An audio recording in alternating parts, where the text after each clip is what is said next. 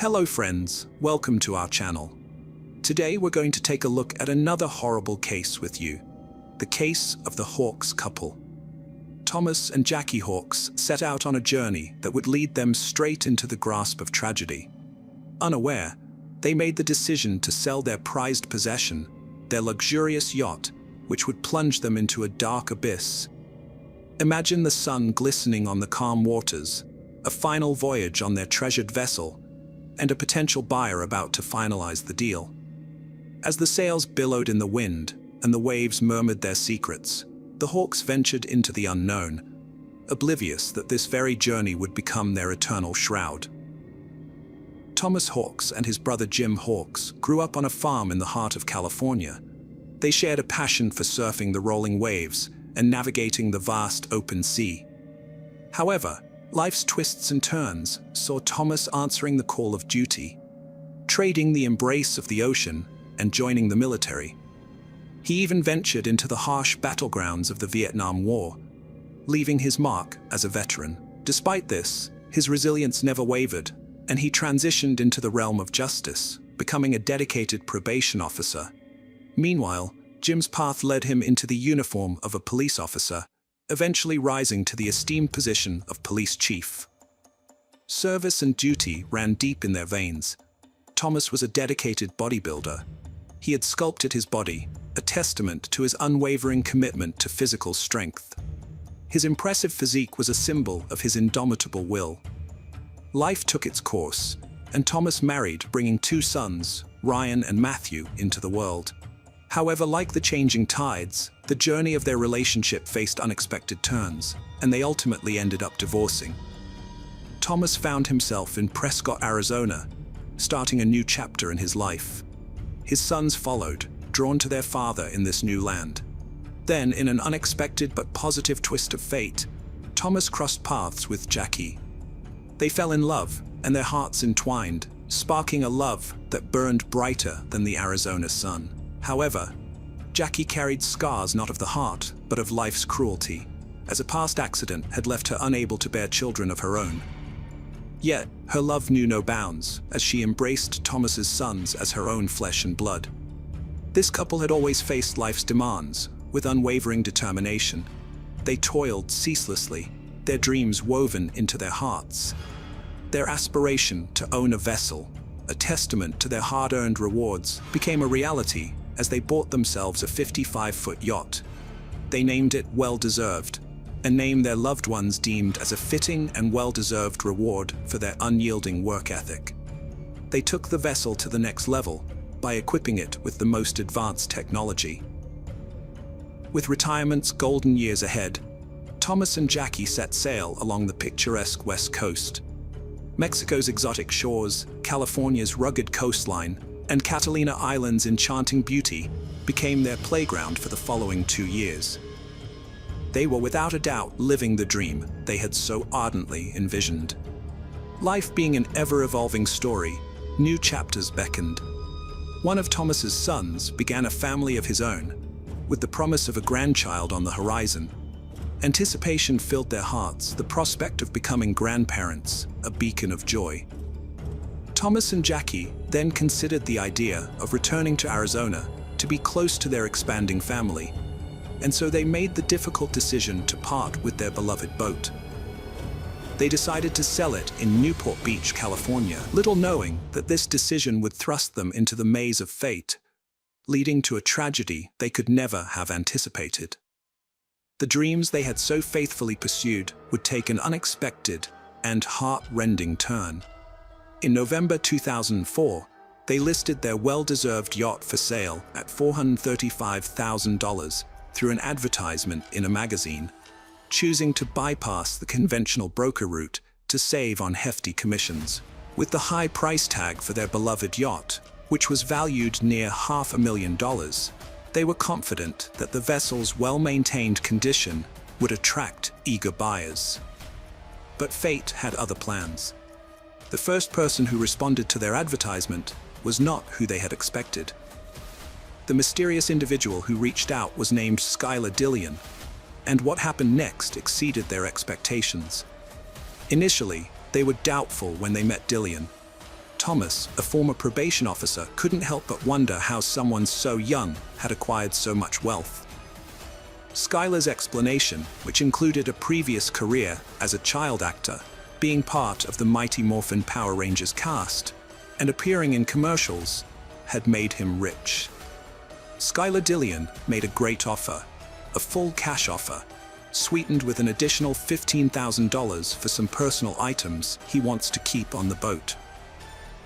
To further reduce the Hawks' hesitation, he arrived at the meeting with his pregnant wife, Jennifer Henderson, and their young child.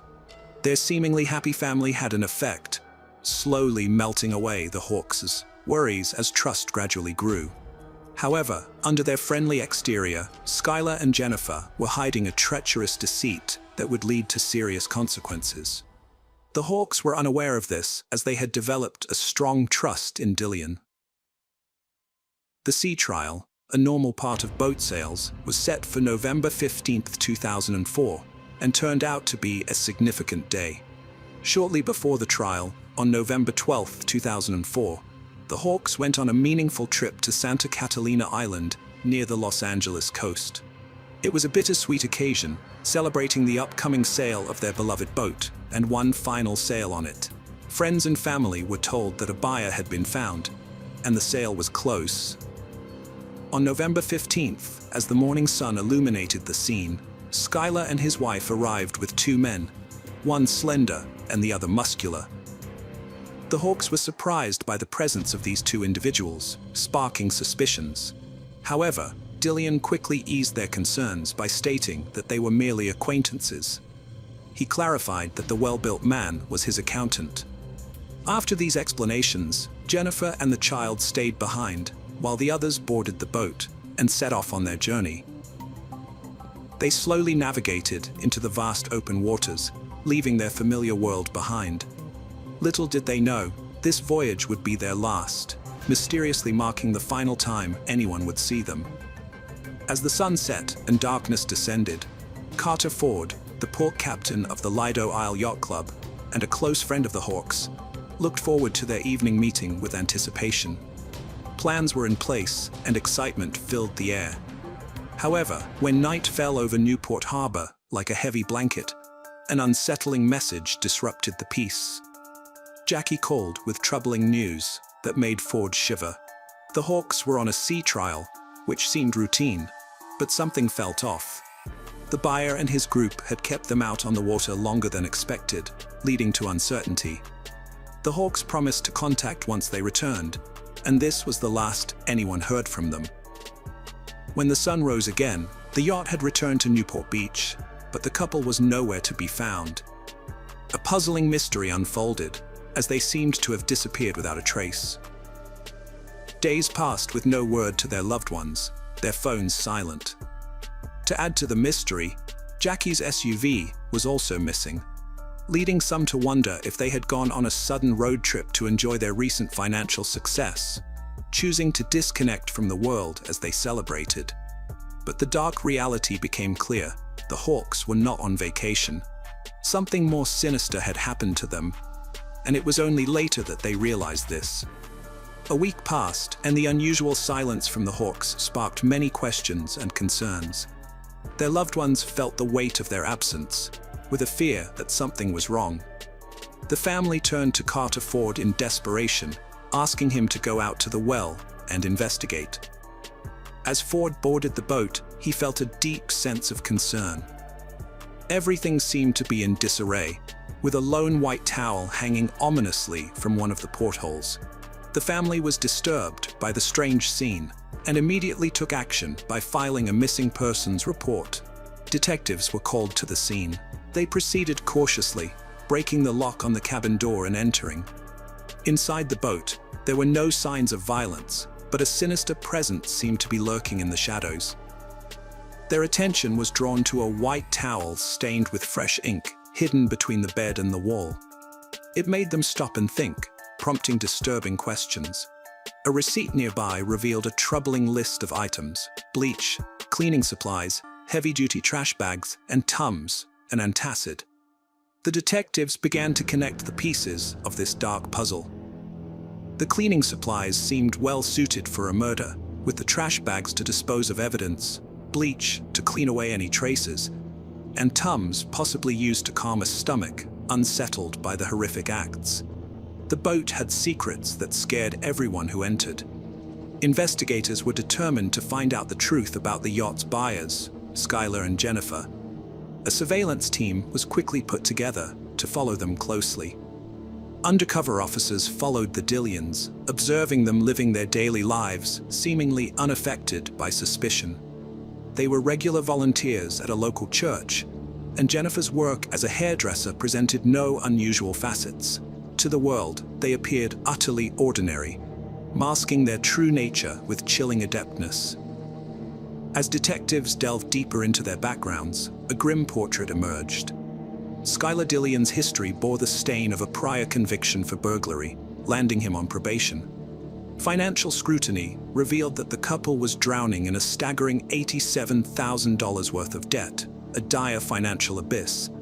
The investigators were puzzled by a question: how did the couple manage to buy a yacht when they were struggling financially? After looking into Skylar's claims of fame on Mighty Morphin Power Rangers, they found out he was just an uncredited extra in a few episodes. To add to the mystery, the couple was living in Jennifer's parents' garage. Their desire to own a yacht didn't match their financial situation, leaving the detectives confused. The more they investigated, the more confusing the situation became. Dillian was being questioned intensely, but he stuck to his story that he had bought the yacht legally. Surprisingly, he admitted that the money came from selling drugs. Things got even more intense when he revealed that he had handed over a briefcase full of cleaned money from Mexico, mostly in $100 bills, to Tom. Interestingly, Skylar said that the Hawks had asked him to help with setting up a bank account in Mexico, so they could start a new life there. He also mentioned that Tom and Jackie had given him power of attorney, allowing him to control their money and transfer it to Mexico. To strengthen his story, Skylar showed what seemed to be a real power of attorney document with signatures that looked real. Despite denying any role in their disappearance and suggesting the couple may have gone to Mexico, doubts remained. Cell phone records showed the Hawks' phones were near the Mexican border the day after the sea trial with Skylar. Frustrated detectives went back to square one and refocused on the Hawks family, prioritizing the safety of the couple above all else. They sought answers by going to the national news, where a family member appeared on camera asking for help in finding the missing couple and their car. The mystery only grew deeper, capturing the world's attention with its twists and turns. An American citizen in Mexico called in, sparking action in the investigation. He had seen the car they were looking for on the news, and it was right in front of him. Authorities went to a house near Ensenada in Mexico and found the Hawks' car. Despite the Hawks being missing for over a month and the fear of something bad happening, there was hope that this could be them. There was a glimmer of optimism. Maybe this was the breakthrough they needed. A Mexican federal agent knocked on the door, leading the way. The names Skylar Dillian and Jennifer came up in the Spanish conversation. The man at the door had a chilling connection. He was an old surfing buddy of Skylar. He casually mentioned that Skylar had given him the car, and then Jennifer, his pregnant wife, had driven him back to the US. The detectives quickly collected samples from inside the car and found Skylar's DNA on a heater knob, a significant piece of evidence. This discovery led to suspicions of foul play. The investigators believed that Skylar and Jennifer may have vital information or knowledge of the events, but concrete proof was still needed. A new development occurred when the detectives looked into a suspicious power of attorney. Theory that Tom and Jackie allowed strangers access to their accounts raised concerns. However, the notary, Kathleen Harris, supported Skylar's story, claiming she had witnessed the Hawks signing the papers and confirming their identities with fingerprints. While this aligned with Skylar's account, the detectives decided to investigate further. They asked Harris to describe Tom and Jackie Hawks. While she accurately described Tom, her portrayal of Jackie raised suspicion. She described Jackie as having brown curly hair, when in reality, she had chopped her long curly locks and had a spiked blonde hairstyle. Was this confusion or a sinister cover-up? The power of attorney had fingerprints that matched perfectly and seemed to have legitimate signatures. Despite this, there was still a sense of worry.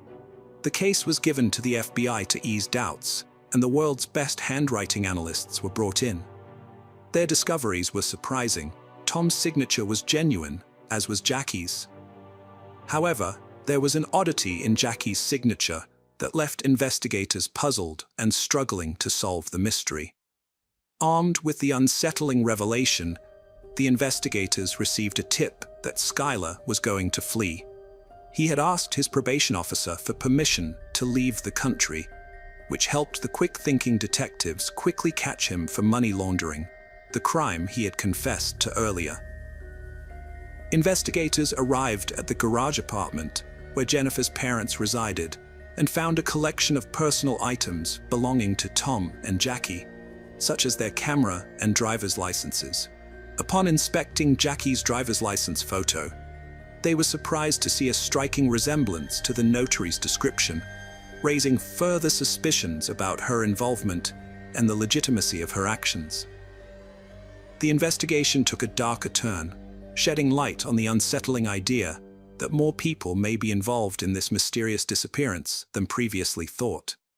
As the lies began to unravel, it exposed an intricate web of mysteries and secrets waiting to be revealed. In the garage, investigators found a business card belonging to an LAPD detective who worked with Interpol. They contacted the Interpol agent to discuss their investigation into Skylar's possible involvement in the Hawks' disappearance. The Interpol agent then shared that he had encountered Skylar a year earlier during a murder investigation in Mexico involving an American citizen. This connection raised the possibility that Skylar might have been involved in both cases. The main challenge was to find evidence. Detectives found something strange on the yacht. In photos, it had 2 anchors, but in reality, only one. Their suspicions grew as they realized the discrepancy. A chilling theory started to form. Detectives linked anchor absence on yacht to couple's disappearance, due to Skylar's ruse concealing sinister plot to steal prized possession. Needed undeniable proof. The net was tightening. Jennifer's actions revealed her involvement in the plot. Her effort to drain Hawks' account was evidence of her awareness of the situation, despite not being on the boat. But at a crucial moment, detectives identified a name in the power of attorney papers, a name that would shift the course in solving this puzzling case. The name belonged to a man who had witnessed the significant transaction, a man named Alonso. Alonso, who was only 19 at the time, resided with his parents and worked as a prison guard. A bond had developed between him and Dillian, while the latter was imprisoned for theft. Skylar had convinced Alonso to accompany him to the meetings. He was the slim man who had gone with him on the sea trial. Offering leniency in his punishment, they made an agreement with Alonso, pushing him to share his perspective and expose the chilling truth about the Hawks' destiny. As the tape recorder started playing, Alonso began to tell a frightening story. He revealed details about a man named John Fitzgerald Kennedy, who was introduced as an accountant by Skylar. However, Kennedy was not an ordinary man. He was actually a notorious gang member and former convict known as John F. Kennedy. Alonso explained how they had planned a dangerous scheme that would bring disaster to the Hawks. Their evil plan involved kidnapping a couple and taking them out to sea to throw them overboard. The frightening story began when John F. Kennedy pretended to be seasick and went below deck. Thomas, concerned for him, went down to check on him and fell into their trap. Skylar followed, and together they attacked Thomas. Amidst the chaos, Jackie asked worried questions. Alonso grabbed her, used a taser to immobilize her, handcuffed her, and took her to another part of the boat. Both Thomas and Jackie found themselves helpless, with their eyes and mouths taped shut. In those harrowing moments, as Jackie struggled to scream through her gag with tears of desperation flowing, Thomas offered a small gesture of solace. Handcuffed together, He tenderly stroked her hand with his fingers, a silent attempt to comfort her in the face of the grim fate that awaited them in the merciless hands of their captors. The grim saga continued as they were taken into the kitchen area, where the power of attorney awaited their reluctant signatures. The chilling ultimatum hung in the air like a death knell: cooperate, and perhaps they would be spared, or resist, and death would be their fate. The boat steered into the haunting depths of the ocean near Catalina Island, a place once filled with cherished memories for Tom and Jackie. On the deck of the vessel, they were bound together with a rope, a ghastly prelude to the impending horror. Dillian then disengaged one of the anchors from the boat's bow as he dragged the chain along, the dreadful sound echoing in their ears. They had heard that sound countless times before, but this time, it signaled their inexorable doom. Jackie's pleas for her life were heartbreaking, as she yearned to see her grandchild and believed she was too young to die. Tom assured her they would be together as they faced the cruel reality, being cast overboard into the Pacific Ocean. They were pushed from their vessel, dragged down by the anchor, disappearing into the depths. Unfortunately, their bodies were never found, shrouding their fate in mystery.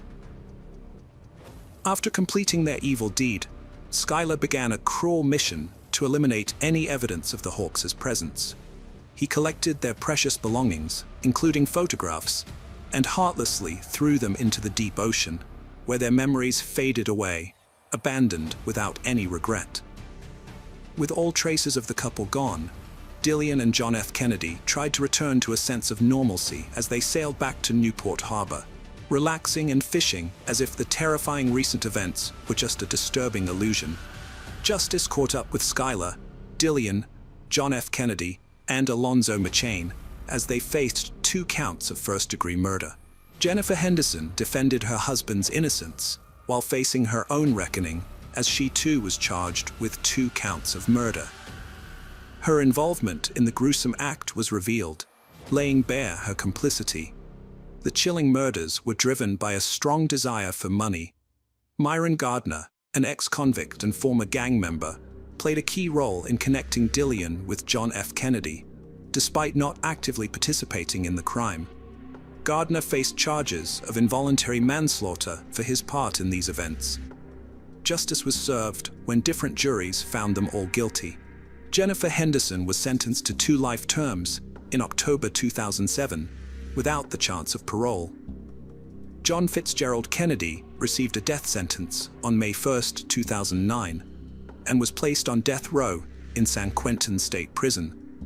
Alonzo McChain testified against the others, pleaded guilty, and received a lighter sentence on June 15, 2009, 20 years and 4 months in prison, with the chance of parole in September 2021. In March 2009, Myron Gardner's life changed after spending 4 years in prison.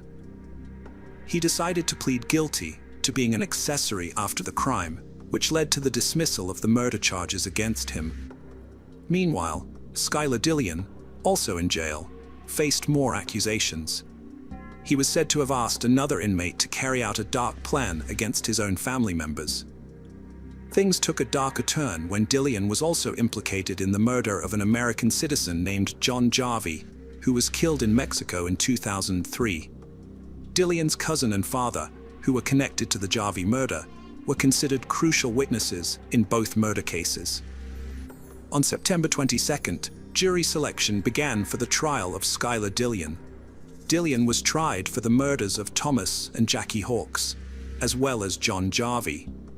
The verdict was given on April 10, 2009, with Dillian receiving a death sentence from Judge Frank Faisal in Orange County Superior Court. He was sent to death row at San Quentin State Prison. Before Skylar Dillian was sent to prison, a troubling discovery was made.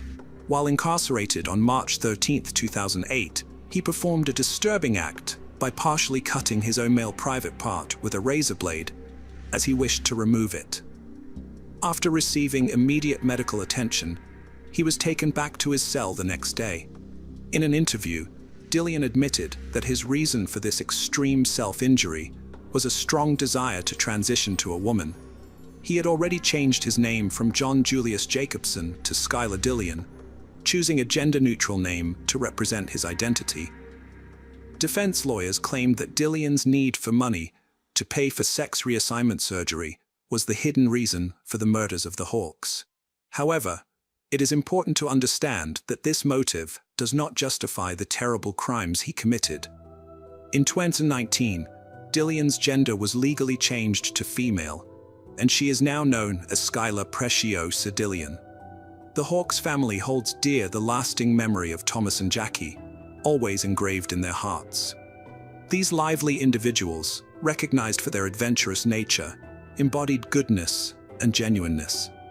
Their destiny took a harsh turn, and even though they have passed away, their spirits persist, shining a timeless light on our recollections. May they rest in eternal peace in paradise. Welcome to our channel. Today we're going to take a look at another horrible case with you. The case of Heather Jackson. Heather Jackson, a 23-year-old mother of two, had just found a house on a quiet street near Lake Erie. She was thrilled to have a new place to call home, especially after separating from her husband Wayne and going through a divorce. Despite the challenges they faced as parents, Heather and Wayne were once a happy couple, but their marriage didn't survive the struggles. After the breakup, Heather faced tough times, but she didn't give up. She focused on making her children, 3-year-old Selena and 1-year-old Wayne Jr., happy. On September 8, 2012, Heather's friend Danielle arrived at her house at 2:30 p.m. as they had planned. However, when Danielle knocked on the door, no one answered. She checked all the doors, but they were locked. This was unusual, as Heather would normally let her know if she had to change plans. Danielle's concern grew as she realized Heather and her children were not at home. Danielle tried to reach Heather by calling her mother, Jody, but was unable to get in touch with her that day. Failing that, Danielle contacted all of Heather's friends, but none of them knew her whereabouts. Then Danielle spotted Selena's pacifier on the porch, which made her increasingly anxious. She knew Heather would never leave the house without it. As the hours ticked by with no call from Heather, Jody grew more and more uneasy, her intuition screaming warning signals. She decided to take action and phoned the police, asking them to perform a welfare check.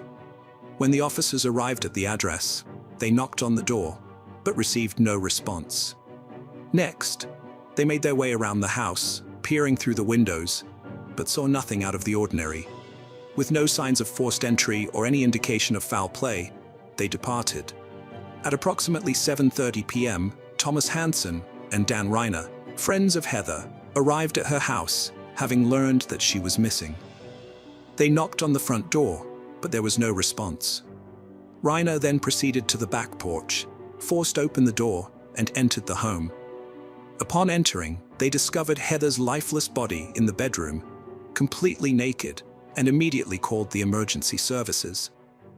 Sergeant Eric Gray Bill, a police officer with the Sandusky Force, responded to the call and entered Heather Jackson's home.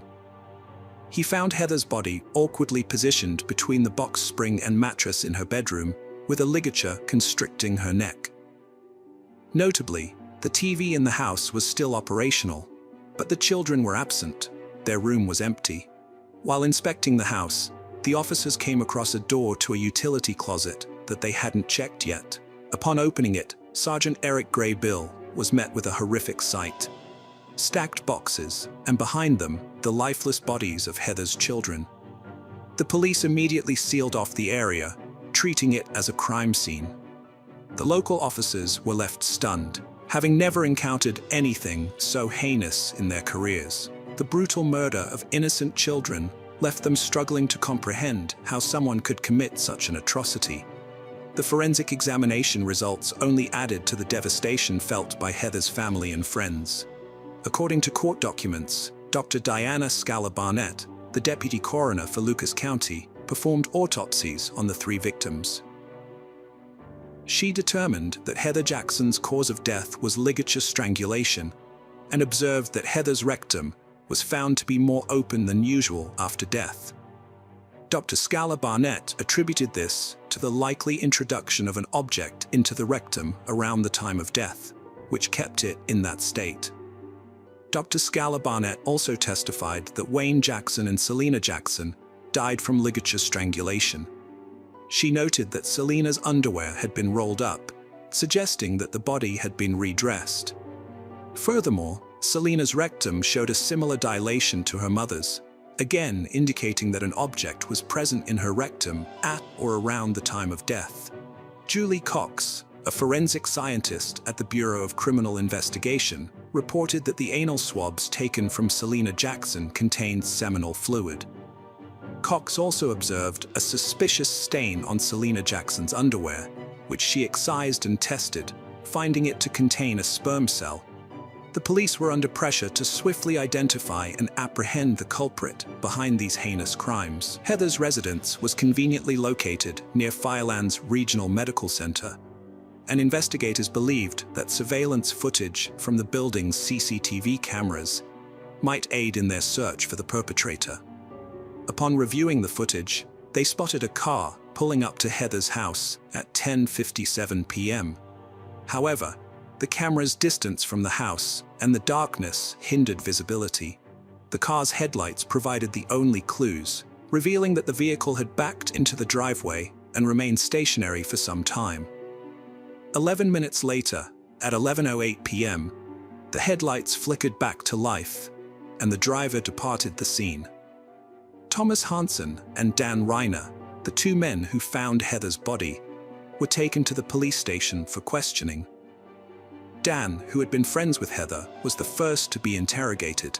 He explained that when he learned Heather was missing, he went to her house to check on her. Dan admitted that he had to push the door hard to gain entry, and as a result, the police asked him to provide DNA samples. He consented, and a swab was taken from his mouth. After that, he was released. Next, the investigators questioned Thomas Hansen. He revealed that he had spoken to Heather over the phone the previous night and was near her house around 11 p.m. According to Thomas, he drove up to Heather's house but didn't enter. They chatted briefly outside, and then he drove home. This information helped the investigators identify the car seen on the CCTV footage as belonging to Thomas. Thomas also claimed that he didn't enter Heather's house that night because she wasn't alone. There was a man, known to him as Josh, inside with her. Hansen's statement echoed Reiner's. He claimed that upon learning of Heather's disappearance, he rushed to her house to investigate. After providing a DNA sample, he was released by the police. The police shifted their focus to Josh, who was at Heather's house shortly before her death. They quickly determined his whereabouts and brought him in for questioning. Josh acknowledged having known Heather for several years. He confessed to being at her house that night, stating that they watched TV while the kids slept in their room. He also mentioned visiting the store to buy breakfast for the children, returning to the house and staying for a while before a friend picked him up around 1 a.m. Notably, Josh admitted to having consensual, intimate contact with Heather. The investigators visited the store where Josh claimed to have purchased breakfast for the kids and reviewed the CCTV footage. The footage confirmed Josh's alibi, showing him entering the store at 11:20 p.m. However, this did not rule out the possibility that he was involved in the crime.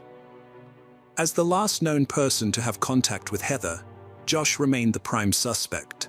Josh also provided a DNA sample, which was analyzed along with those of Thomas Hansen and Dan Reiner.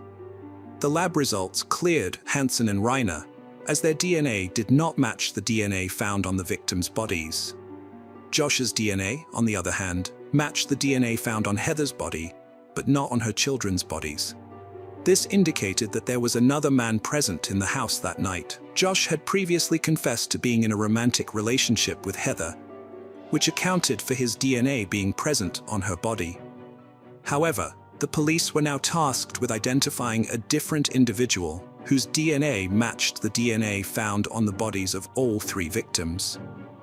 The investigators quickly ruled out Heather's husband Wayne, who was in the process of divorcing her, as a suspect because he lived in a different state. The detectives then focused on Heather's cell phone records, hoping to find some answers. Upon receiving the report, they discovered that Heather had been very active on her phone, right up until the night of her death. Her last phone conversation took place at 3:12 a.m. and lasted 30 seconds. The police now needed to identify the owner of the phone number she had called. 36 hours after Heather's death, the police obtained additional CCTV footage. While analyzing it, the investigators noticed a white car pulling up to her house at around 3 a.m. This coincided with the time Heather stopped using her phone, which might not have been a coincidence. The officers also saw that the white car drove away about an hour later, around the time when Heather, Selena, and Wayne were likely already dead. Although the footage quality was poor and didn't allow the police to see the license plates, they were able to determine that the car was a Cadillac. Once the investigators received information from the phone company about the owner of the phone number Heather had called, they had a lead. The number belonged to 41-year-old Curtis Clinton. It was with him that Heather had her 30-second phone conversation at 3:12 a.m. Curtis Clinton's background check revealed alarming details. Police records showed that Clinton was released from prison in February after serving a 13-year sentence for 2 counts of felonious assault and involuntary manslaughter. He had pleaded guilty to the 1997 murder of 18-year-old Misty Keckler from Fostoria, who was found strangled, naked, and bound in a bathtub. The similarity to Heather's case, combined with the fact that Clinton was released from prison just 6 months prior to Heather and her children's death, raised concerns among investigators. It seemed possible that Clinton had reverted to his previous violent behavior. Furthermore, Clinton owned a white Cadillac, which made him the prime suspect. The police urgently needed to locate him to prevent any further harm. If Clinton was indeed responsible for the murders, he had to be stopped before he could harm anyone else. The police went to Clinton's last known address, but he was not there. A few hours later, a patrol officer found a white Cadillac on a nearby street, but Clinton himself was still missing. A search of the vehicle revealed a receipt from a gas station on the night of the crime. The investigators headed to the gas station to review the CCTV footage. On the recordings, they identified Clinton and his distinctive white Cadillac. Despite already knowing that Heather and her children were deceased, Clinton was seen purchasing water and beer, displaying a calm demeanor. Fearing Clinton might flee, the investigators nonetheless soon received a tip that a patient named Curtis Clinton had been admitted to a local hospital. They swiftly arrived at the hospital and apprehended the suspect they were pursuing. Clinton was arrested and taken into custody, but he vehemently denied any involvement in the tragic deaths of Heather Jackson and her children. During questioning, Clinton revealed that he had been in a romantic relationship with Heather for 5 months, providing her with both financial and emotional support to cope with her numerous personal issues. Clinton claimed to have limited knowledge of Heather's children and stated that he last saw Heather on Tuesday, September 6th. He alleged that on that day, he gave her $328, and they engaged in an intimate encounter. The investigator told Clinton that phone records revealed a 3:12 a.m. call with Heather on September 8th. Clinton corrected himself, saying he had gotten his days wrong, and it was actually Friday night or early Saturday morning when he last saw Heather, not Thursday night. According to Clinton, he didn't stay at her house for long, dropping off the money and engaging in intimate contact before leaving. He explained, "I did my thing and left, but couldn't recall what time he got home." Clinton claimed that someone else must have gone to Heather's house after he left. He said that while he was with Heather, she mentioned that somebody had texted or called her, and she seemed irritated. When informed that he was the last person who had contact with Heather, Clinton denied. However, the examination indicated the opposite. The DNA on the bodies of all 3 victims belonged to Curtis Clinton. Therefore, he was arrested and placed in the county jail. Curtis Clinton was charged with multiple counts during the investigation. It also turned out that 6 days before the death of Heather and her children, Curtis Clinton attacked a 17-year-old girl whose identity was not disclosed by the police. He choked her and forced her to have intimate contact with him. When he let her go, she went to the hospital, and the police at the hospital doctors took DNA samples from her body, which also led to Curtis Clinton. Clinton moved for a change of venue, arguing that extensive media coverage had saturated the county at the time of the offenses, and was likely to resume once the trial started. The trial court denied the motion for a change of venue, stating that while the pre-trial publicity was extensive and adverse to the defendant, the publicity was not sufficiently prejudicial that readers and viewers could not realistically shut it from sight. The court rejected claims of presumed prejudice, stating that the defendant, Curtis Clinton, did not hesitate to take the lives of Heather, Selena, and Wayne, and that his DNA was found inside Selena's body before she died. Clinton knew he was facing the death penalty, but he did not want to die and therefore did everything to achieve a different outcome in the trial.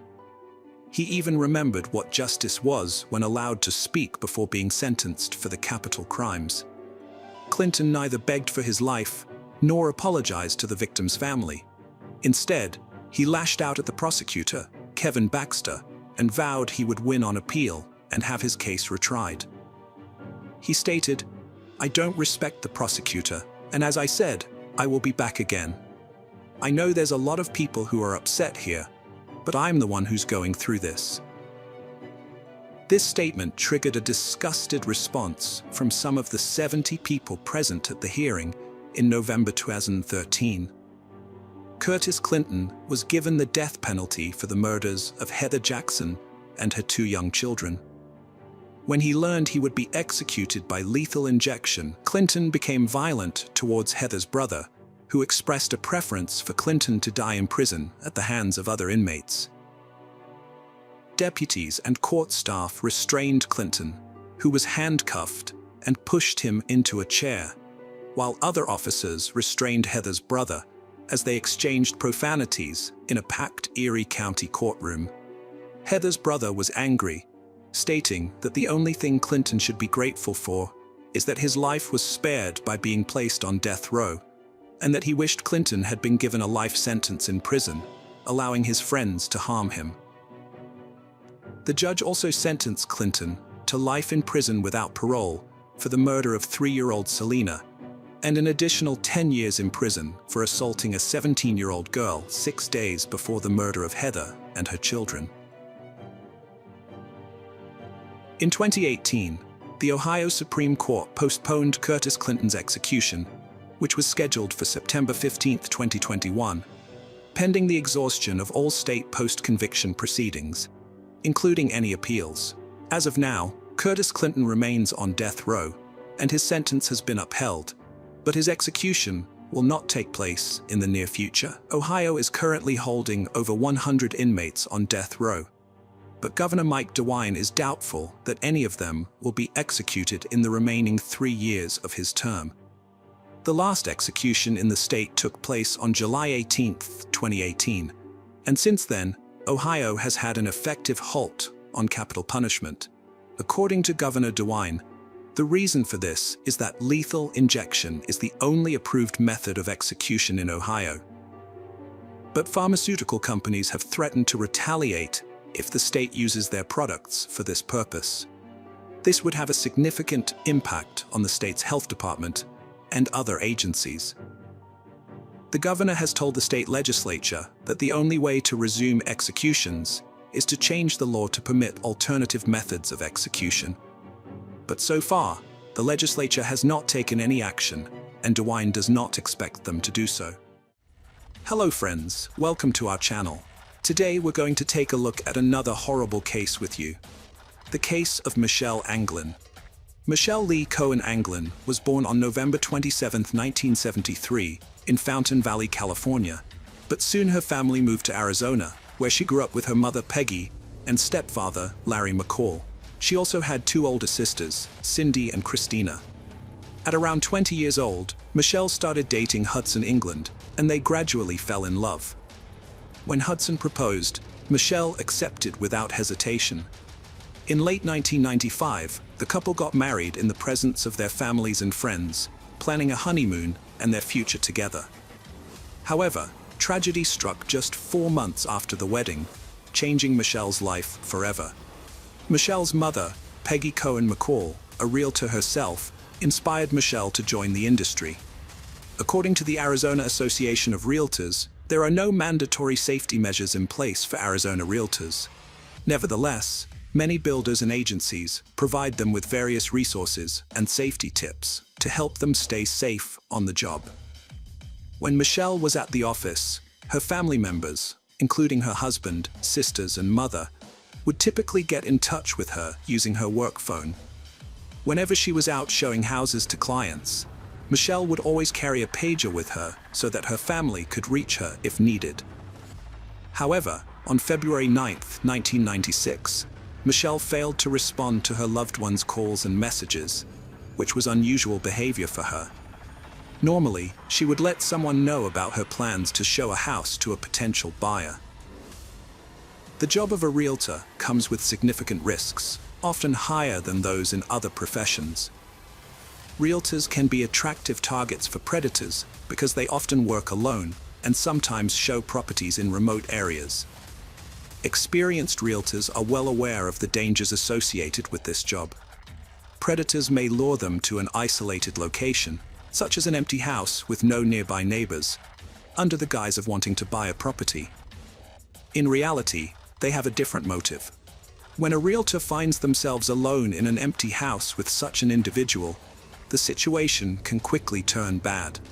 To avoid potential risks, realtors are cautioned to maintain a safe distance from clients, stay near the front door, and leave immediately if they sense anything unusual. This is why Michelle's family became worried when they couldn't reach her during the day. Michelle's sister, Cindy, was dating a Phoenix police officer.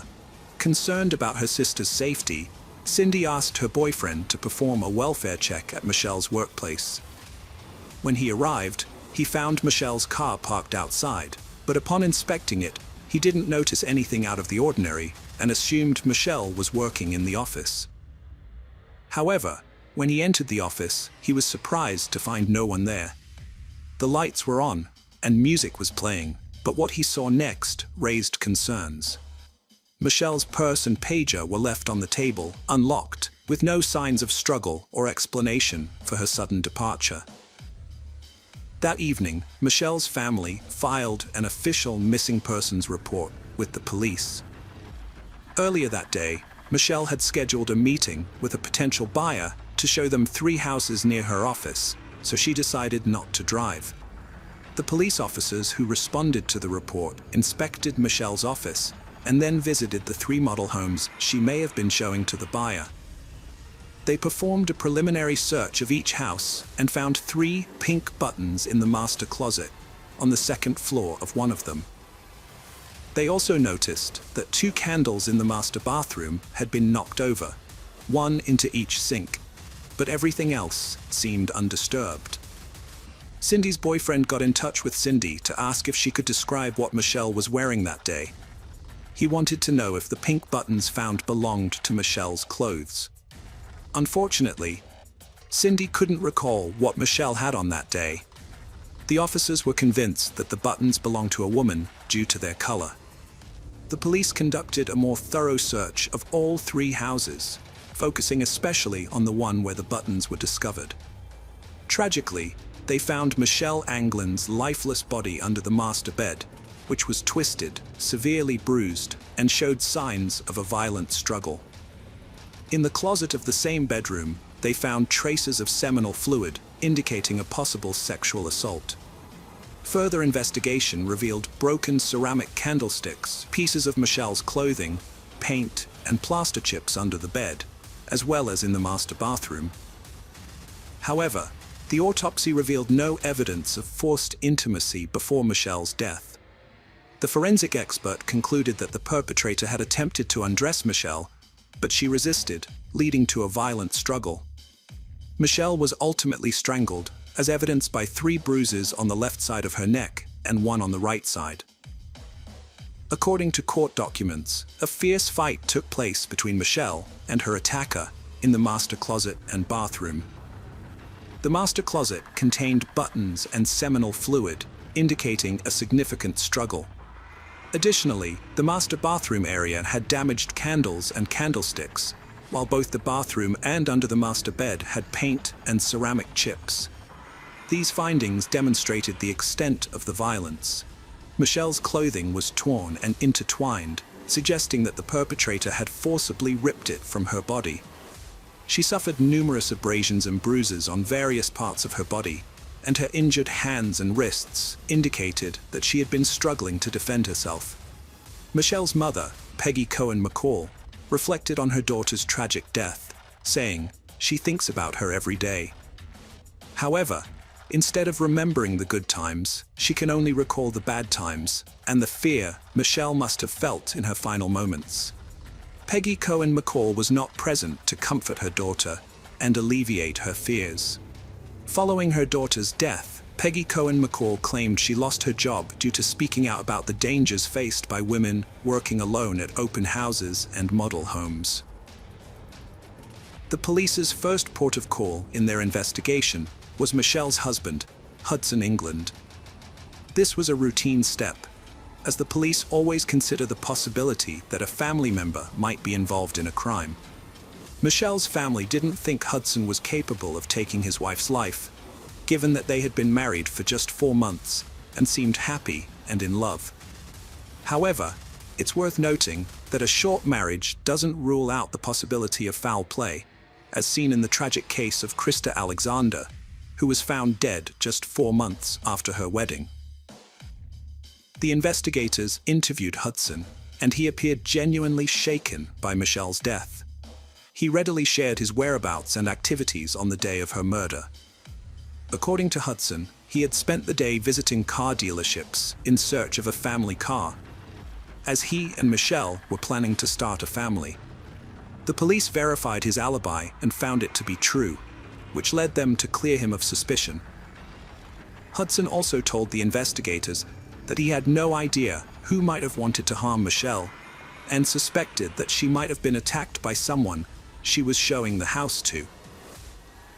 The police examined Michelle's mobile phone records, which revealed that on February 9th, she was on a call with a fellow sales agent between 3:45 and 4:15 p.m. During this conversation, Michelle mentioned that she had to end the call because a potential buyer had just arrived at her subdivision. The agent tried to return Michelle's call between 4:30 p.m. and 5 p.m., but received no answer.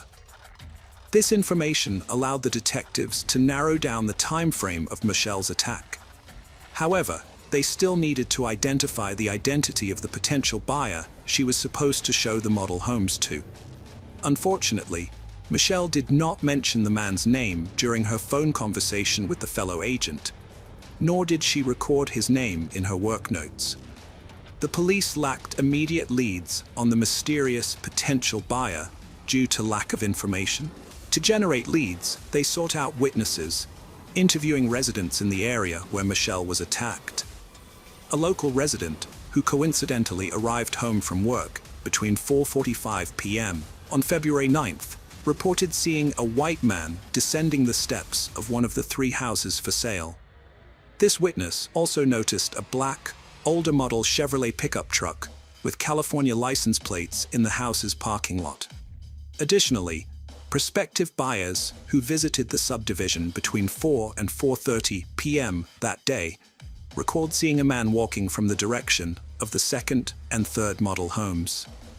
They also reported that candlesticks in the 3rd model's master bath had been knocked over into the sinks.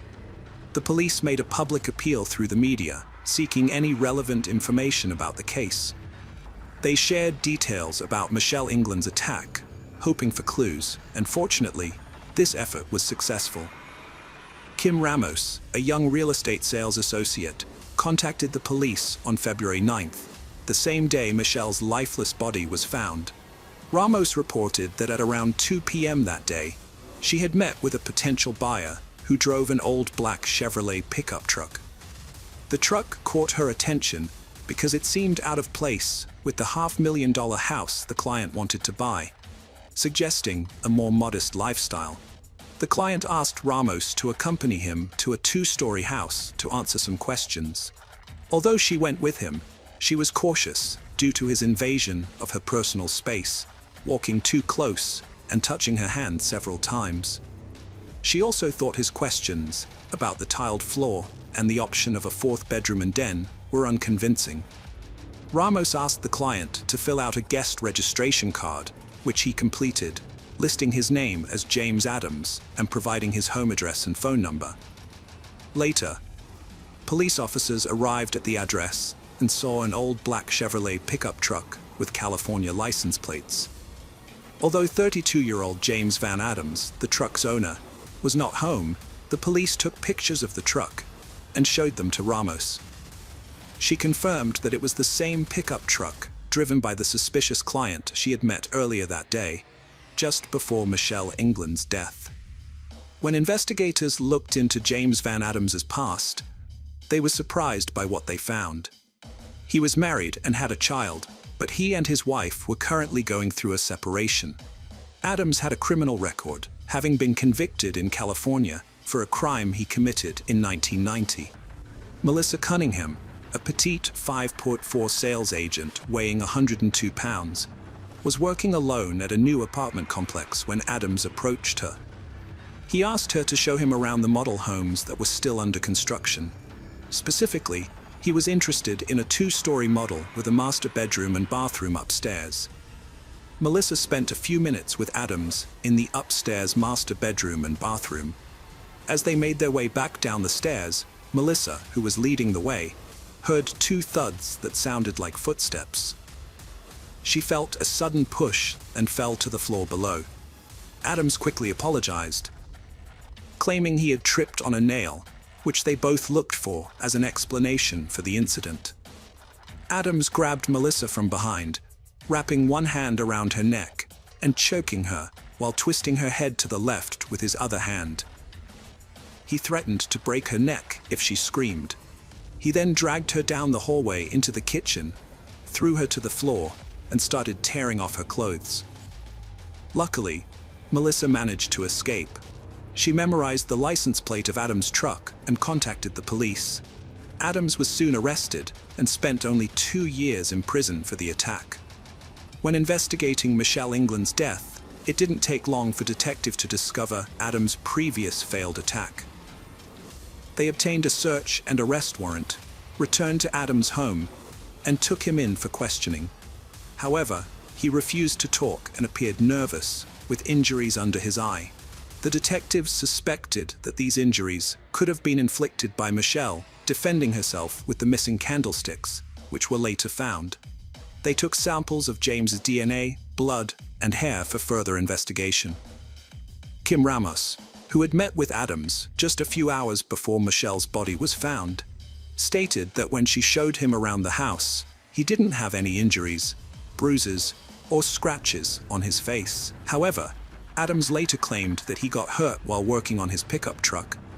But during the investigation, it was discovered that Adams left work on February 9th at noon and didn't return, citing car troubles. His employer and colleague testified that when they saw him next, he had a facial injury and a black eye that hadn't been there on February 8th or 9th.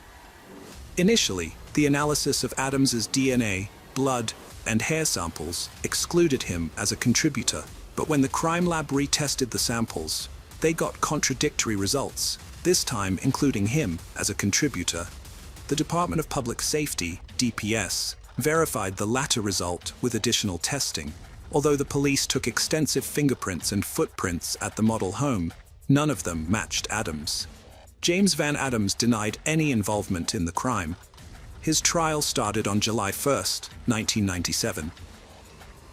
Prosecutors presented evidence that implicated Adams in Michelle's death, including testimony from Kim Ramos, who believed she was lucky because Adams had intended to target her before attacking Michelle. Ramos also stated that she didn't believe Adams was genuinely interested in buying a house, citing his clothing, vehicle, and questions about the flooring and fourth bedroom, which she thought were absurd. The state also presented evidence of Adams' interactions with other sales agents on several occasions. In California, several years prior, Adams had interacted with agents. Additionally, months before the attack on Michelle England, he had been in Briarwood, Sientra, and even hours before the attack, he was in contact with other agents. Susan Wright, an employee of Homes by Dave Brown, testified that she had multiple face-to-face meetings with Adams at the Briarwood subdivision and numerous phone conversations with him while working at Briarwood and later at another subdivision. Wright remembered their first meeting in September or October 1995, when Adams asked to view a house for sale. She recalled that Adams stood too close to her and, despite indicating he had questions, didn't ask a single question during the viewing. When other potential buyers arrived, they immediately left and returned to the office. On November 5, 1995, Adams visited Wright's office again, filling out the guest registration card as Jim Adams. According to Wright, Adams repeatedly visited her office and called her, asking her out on dates each time. It became apparent that James Van Adams exhibited a repetitive pattern of criminal behavior. The victims he attacked in California in 1990, including Michelle England, Susan Wright, Kim Ramos, and Melissa Cunningham, shared similar physical characteristics. Additionally, they all worked alone, and the incidents occurred in the afternoon. In the cases of Melissa Cunningham and Kim Ramos, Adams requested that they accompany him to an upstairs location in a two-story house. The evidence found near Michelle England's body suggested that he made the same request to her as well. Adams's method of attack involved putting his right arm around the victims' necks, as seen in the cases of Michelle England and Melissa Cunningham. In both instances, the attacker removed the victims' clothes and attempted to sexually assault them, indicating that Adams was preparing to commit a crime. Adams targeted potential victims who worked alone and could show him houses for sale without witnesses. The trial process proved to be another ordeal for Michelle's family, who were present in the courtroom. The judge had to remove Michelle's mother, Peggy Cohen McCall, due to her emotional outbursts as she screamed at Adams. However, Adams seemed to take pleasure in seeing Michelle's family suffer and periodically flashed a grin during the trial. On July 14, 1997, the court sentenced Adams to death, despite his claims of innocence throughout the trial. He subsequently exhausted all legal avenues to appeal the verdict, citing the 1990 incident in California, where Melissa Cunningham escaped as evidence that he didn't intend to kill Michelle England. Adams argued that, given this previous incident, the jury should have concluded he was guilty of premeditated second-degree murder, not first-degree murder. Ultimately, all his appeals failed. Adams was found dead in his prison cell on March 14, 2005, and attempts to resuscitate him were unsuccessful. The cause of death was asphyxia, which he had inflicted upon himself. Upon hearing the news, Michelle's family, including her mother Peggy, were overjoyed, with Peggy describing it as a good. Hello friends, welcome to our channel. Today we're going to take a look at another horrible case with you. The case of Sarah Pappenheim. Sarah Pappenheim was born on January 30, 1997, in Minnesota to Donnie Odegaard and Jerry Pappenheim. She was their second child, with an older brother named Josh, with whom she shared a close bond that grew stronger as they grew older. In the second grade, Sarah's family moved from Minneapolis to Redding, California. She graduated from Foothill High School in 2015, where she was not only a diligent student, but also an enthusiastic member of the school band, playing the drums. Sarah had a deep passion for music, particularly foreign music and drumming. She was a skilled drummer and regularly participated in weekly jam sessions at various Redding venues. Her drumming skills stood out, and she was a rare female presence on stage. At 18, Sarah returned to her native Minnesota with her mother and brother, following her parents' divorce. She continued to play drums at various Minnesota venues, which eventually led her to meet renowned blues guitarist and singer Bernard Allison. He was impressed by her performance, and Sarah began to occasionally perform at his concerts. By 19, Sarah had become a local blues sensation, earning the nickname Ronald McDonald due to her striking, wide smile. Josh's life was deeply affected by his parents' divorce. He had been grappling with depression and mental health issues for years. Those close to him at the time had no idea how desperate his situation would become. On an ordinary day, in February 2016, Donie received an unexpected visit from the police. When she opened the door, they asked about her relationship to Josh Pappenheim. After identifying herself as his mother, the officers delivered devastating news that would forever change her life. Tragically, 20-year-old Josh had taken his own life, leaving his loved ones reeling from the loss. As Donie would later recall, Sarah cried so intensely that her tear ducts dried up. Under Josh's obituary, her message still remains, promising to love her son forever. Sarah and her brother Josh were extremely close. She was devastated by his passing and the fact that he had taken his own life. Rather than letting the pain overwhelm her, Sarah decided to pursue psychology to help people struggling with mental health issues in the future. Sarah had been in touch with Nico Carson, a guy from the Netherlands, for a while. She decided to move there and enroll at Erasmus University in Rotterdam, where she began studying psychology.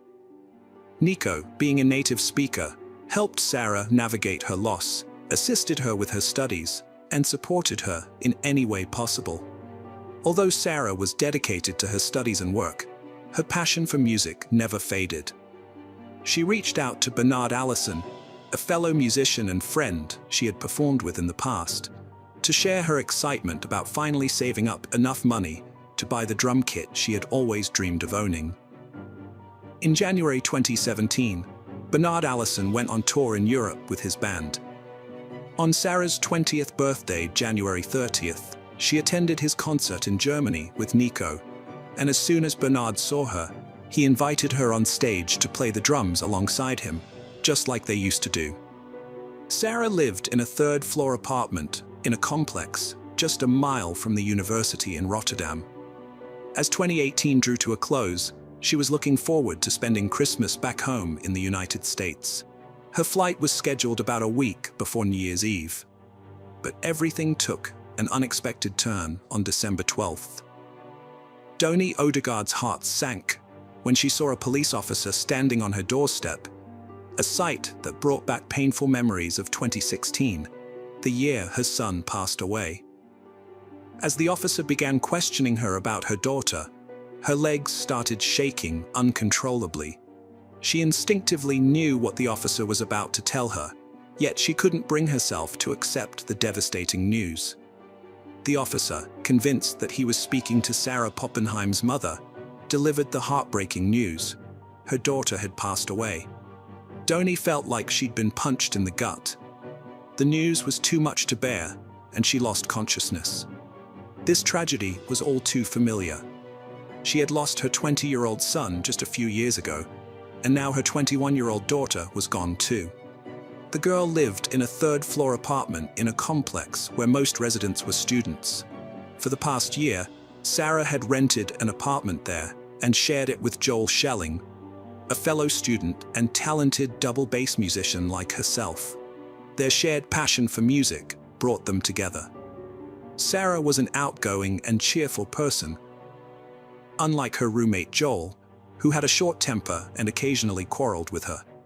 Despite his difficult behavior, Sarah was loyal and didn't want to abandon him to his problems, possibly because she remembered what had happened to her brother.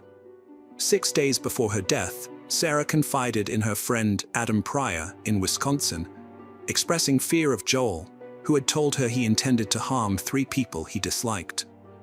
A couple of days before she passed away, Sarah also spoke to her mother on the phone, sharing her growing concerns about Joel's behavior. Her mother advised her to find a new place to live immediately and to keep her distance from Joel until she moved out. On Wednesday, December 12, 2018, at 12:20 p.m., Sarah and Joel got into a loud fight at their apartment, which prompted their next-door neighbors to call the police. When the police arrived, they found Sarah lying on the floor, unconscious and suffering from multiple stab wounds. Despite attempts to revive her, Sarah sadly died. Joel, her roommate, was not present at the scene. It seemed he had fled, and the police launched a search for him. After questioning neighbors on the same floor, the officers discovered that Joel had hastily left the apartment, taking a large double bass with him. This unusual detail was included in the description sent out to authorities less than 2 hours after the crime. The police eventually tracked down 23-year-old Joel Schelling at Eindhoven train station, about 60 miles from Rotterdam. As it turned out, Joel was heading to visit his parents, who lived in Eindhoven. During the train ride, he called his mother and confessed to killing Sarah. The judge ordered Schelling to be held for 14 days to determine if he suffered from mental health issues. An autopsy revealed that Sarah's body had 27 stab wounds, including several in her neck, abdomen, and back. 2 days after Sarah's death, Donnie Odegaard traveled to the Netherlands to arrange for her daughter's body to be returned to their home country. This required raising $40,000, which the family was able to do with the help of supportive individuals. Donnie's first priority was to discover if Sarah had reported to the police that her roommate was planning to attack 3 people. It turned out that Sarah had not contacted the authorities. However, she had reached out to social workers who assist people with psychological difficulties. These social workers visited Schelling and found him to be calm, straightforward, and coherent in his answers, giving them the impression that he was normal. The next day, Sarah had to contact social services again. This was because Schelling, in a rage, started hitting himself with a hammer and threatened to harm several people soon. Sarah was worried that Joel would discover she had reported him to the authorities. However, the social worker didn't have time to respond to Sarah's second request because she had already died. Schelling was accused of causing Sarah Poppenheim's death. He admitted his guilt, but claimed he didn't recall taking her life. He remembered the fight, but when he came to, he was already in the shower, cleaning himself. The trial began in March 2019. Sarah's mother, Donnie Odegaard, attended every hearing, relying on an interpreter to understand the proceedings. During the trial, Schelling claimed he suffered from delirium and heard voices in his head. When the judge asked Schelling if the voices in his head had told him to fight Sarah, he said he didn't know and couldn't recall. He also claimed he didn't remember what sparked the fight between them. Before the verdict was announced in December 2019, medical experts testified that Schelling suffered from multiple mental health disorders and required long-term treatment. However, they concluded that he was still responsible for taking Sarah Poppenheim's life. The experts reasoned that Schelling remembered the start of the fight and physically struggling with Sarah, and he had the ability to choose whether to stop or grab the knife. He chose the latter and therefore should be punished. The prosecutor requested a 10-year prison sentence for Schelling, but the Rotterdam judge sentenced him to 6 years in prison, followed by involuntary commitment to a psychiatric hospital.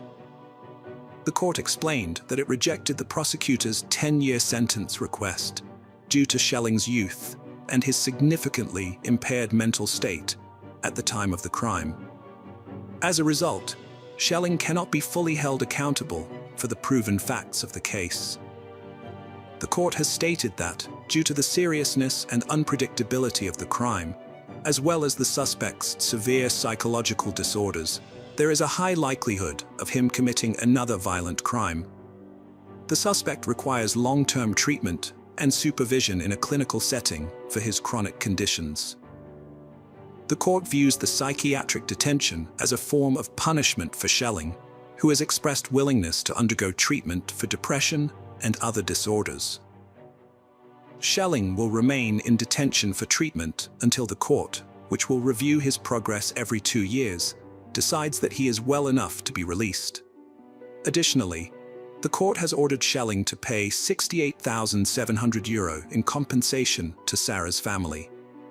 Doni Odegaard was outraged by the sentence, claiming it was not justice.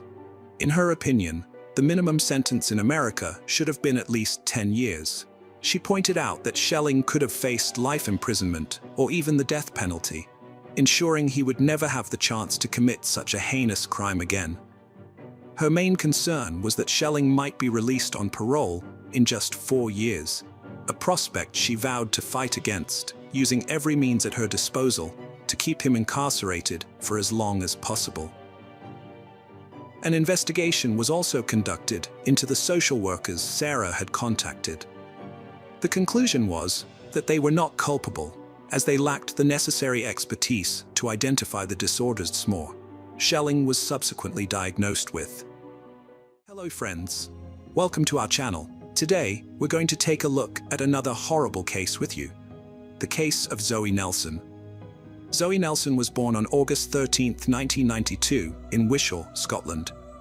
At the age of 18, she lived with her mother, stepfather, and 2 younger sisters, including 16-year-old Laura Ann, in New Mains, a village on the eastern edge of Wishaw, about 18 miles southeast of Glasgow. Zoe attended Motherwell College, where she was a popular student with many friends.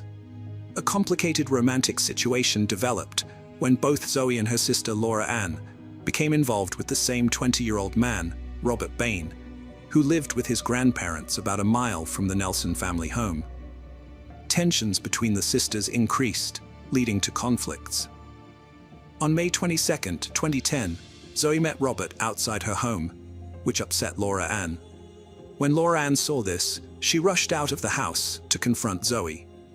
Their 40-year-old mother, Marianne Nelson, witnessed the fight between her daughters. According to Marianne, Laura Ann tried to provoke Zoe by flicking her hair and attempted to slap her face, leading to a physical altercation at the end of the driveway. Marianne intervened, breaking up the fight and telling the sisters to leave and not come back.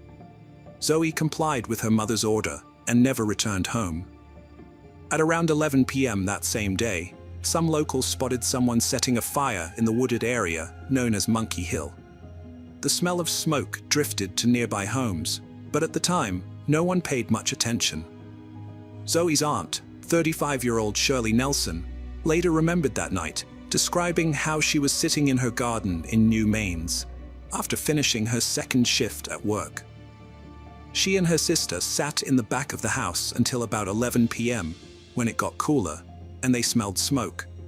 However, they didn't think anything of it because of the warm weather. The next day, Zoe's family tried to contact her, but no one answered. On the afternoon of May 23rd, Stuart Bell, a 45-year-old government employee from Wishaw, rode his motorcycle into a nearby wooded area and saw something strange. At first, he thought it was a charred tailor's dummy, but upon closer inspection, he realized it was a human body that had been badly damaged in a fire.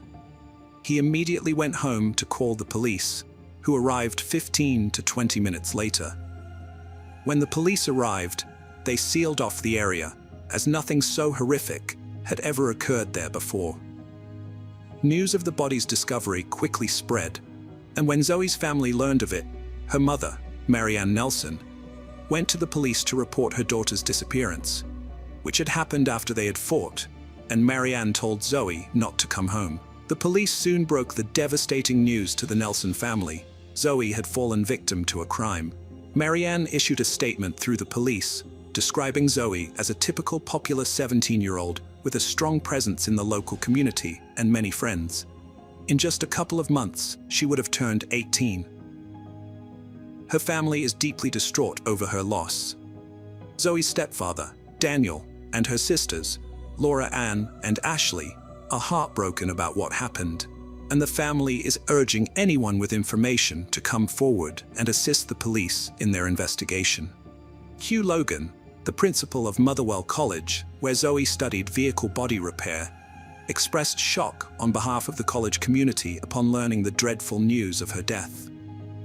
He described Zoe as a very popular student and conveyed that the college's thoughts are with her family and friends. A thorough investigation of the scene spanned several days, with a team of at least 50 police officers working on the case.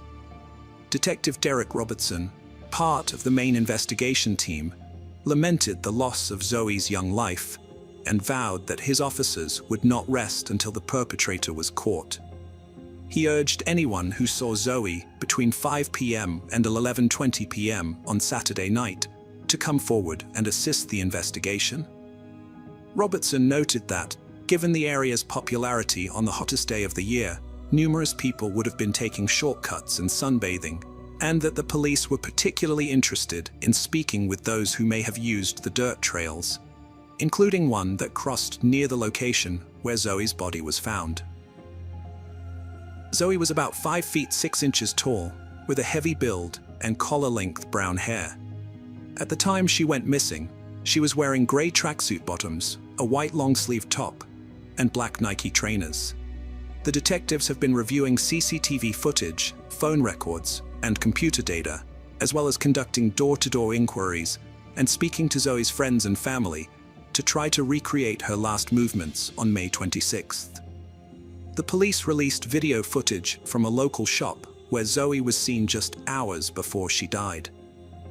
These small details were crucial to the investigation, as they helped the police trace Zoe's movements and ultimately led to the arrest of the person responsible for her death. After examining the crime scene, investigators found a red plastic sombrero-shaped cap from a Sierra Silver tequila bottle near the body and an empty bottle of the same brand on the other side of a small walkway nearby. Due to the body being exposed to fire for approximately 7 hours, forensic experts faced limitations in determining the exact cause of death. The body was discovered with a partially melted plastic bag covering most of the face, leading pathologists to conclude that asphyxiation was the most likely cause of death. Despite the damage, the palm of the right hand remained relatively intact, allowing 2 DNA samples to be collected, one matching Zoe Nelson herself, and the other belonging to an unidentified male. Ultimately, the official cause of death was recorded as undetermined. By May 28th, police had gathered several witness statements that provided a disturbing account of Zoe's last days. One witness reported seeing Zoe with a heavily intoxicated and aggressive man at around 5:15 p.m. on May 22nd, who was hitting her on the head. Another witness claimed to have seen Zoe walking with a man with a tattooed face near his home in New Mains.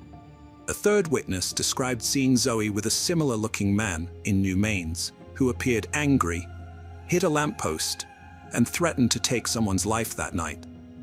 Multiple witnesses came forward, all describing the same young man, 20-year-old Robert Bain. Notably, Robert Bain had a prior criminal record despite his youth.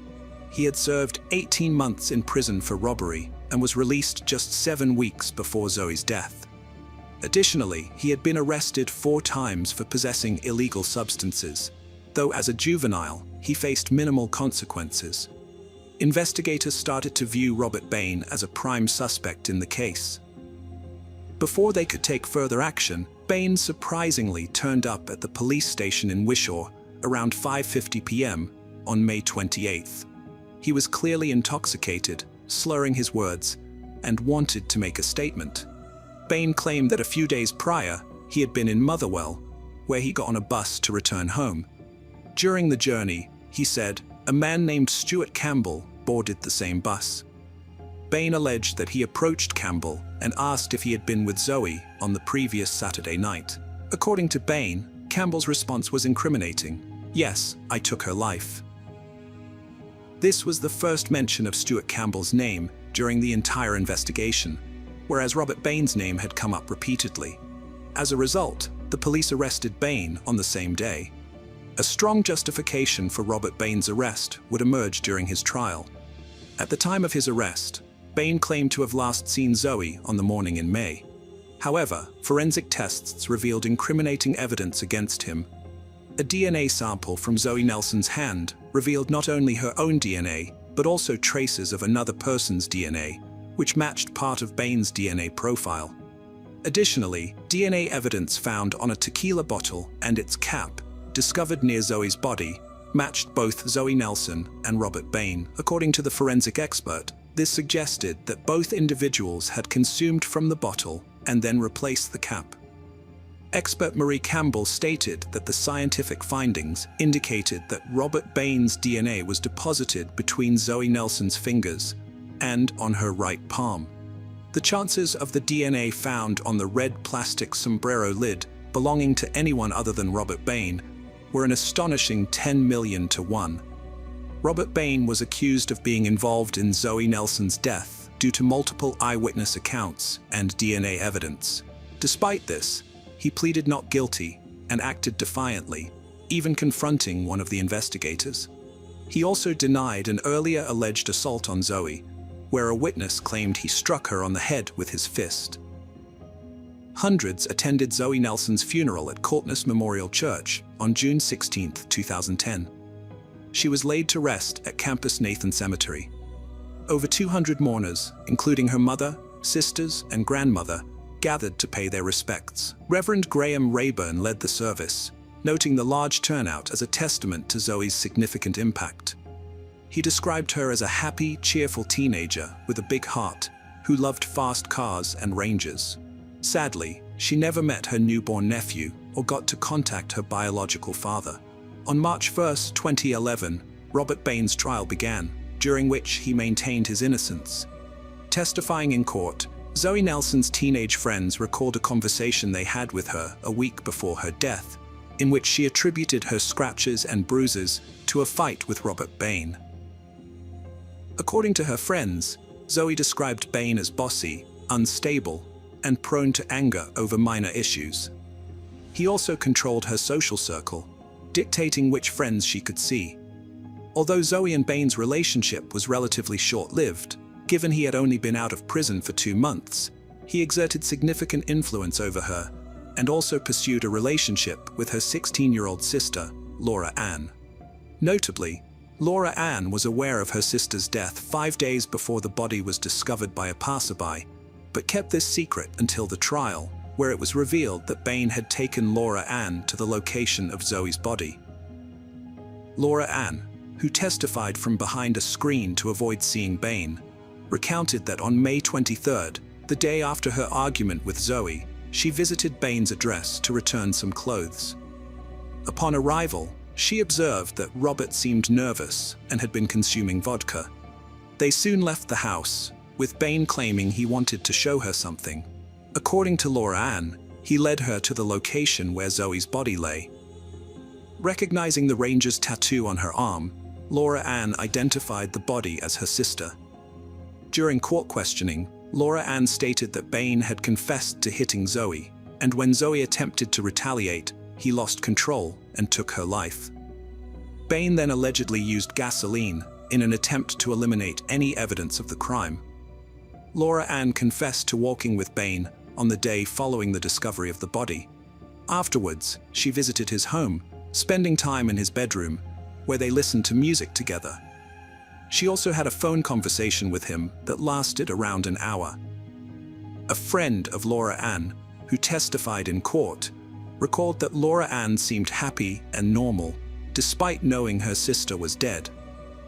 When questioned about why she didn't reveal everything to the police during her initial interrogation, Laura Ann explained that she was afraid that if she told them, her mother wouldn't believe her and would think she was responsible for Zoe's death.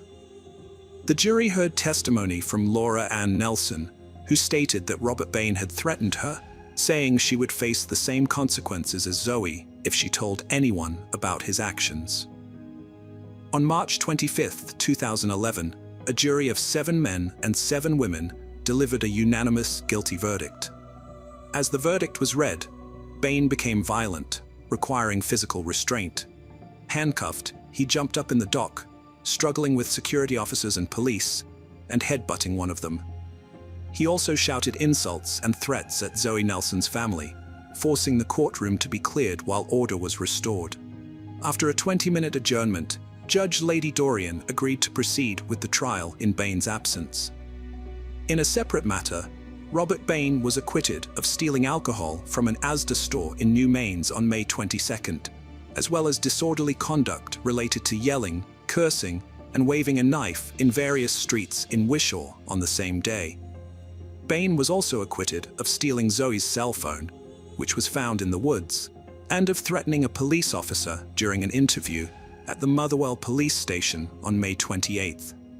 On April 27, 2011, Robert Bain was sentenced to life in prison with a minimum term of 20 years for taking the life of Zoe Nelson.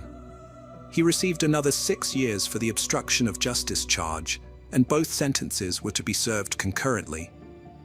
The judge, Lady Dorian, described the crime as appalling and shocking. On Christmas Eve 2022, 29-year-old Laura Ann Nelson was found dead in her apartment after not being heard from for days. She was left with 2 children, ages 3 and 4. Her death was not considered criminal, as she had health problems, namely type 1 diabetes. Welcome to our channel. Today we're going to take a look at another horrible case with you. The case of Jolene Cummings. The disappearance of 33-year-old Jolene Cummings shocked even seasoned detectives. Jolene, a mother of 3, lived in Fernandina Beach and was going through a divorce from her husband Jason. While Jolene and their children resided in a Fernandina Beach house, Jason moved to a neighboring city and had weekend visitations with the kids. Jolene worked as a hairdresser at Tangle's hair salon.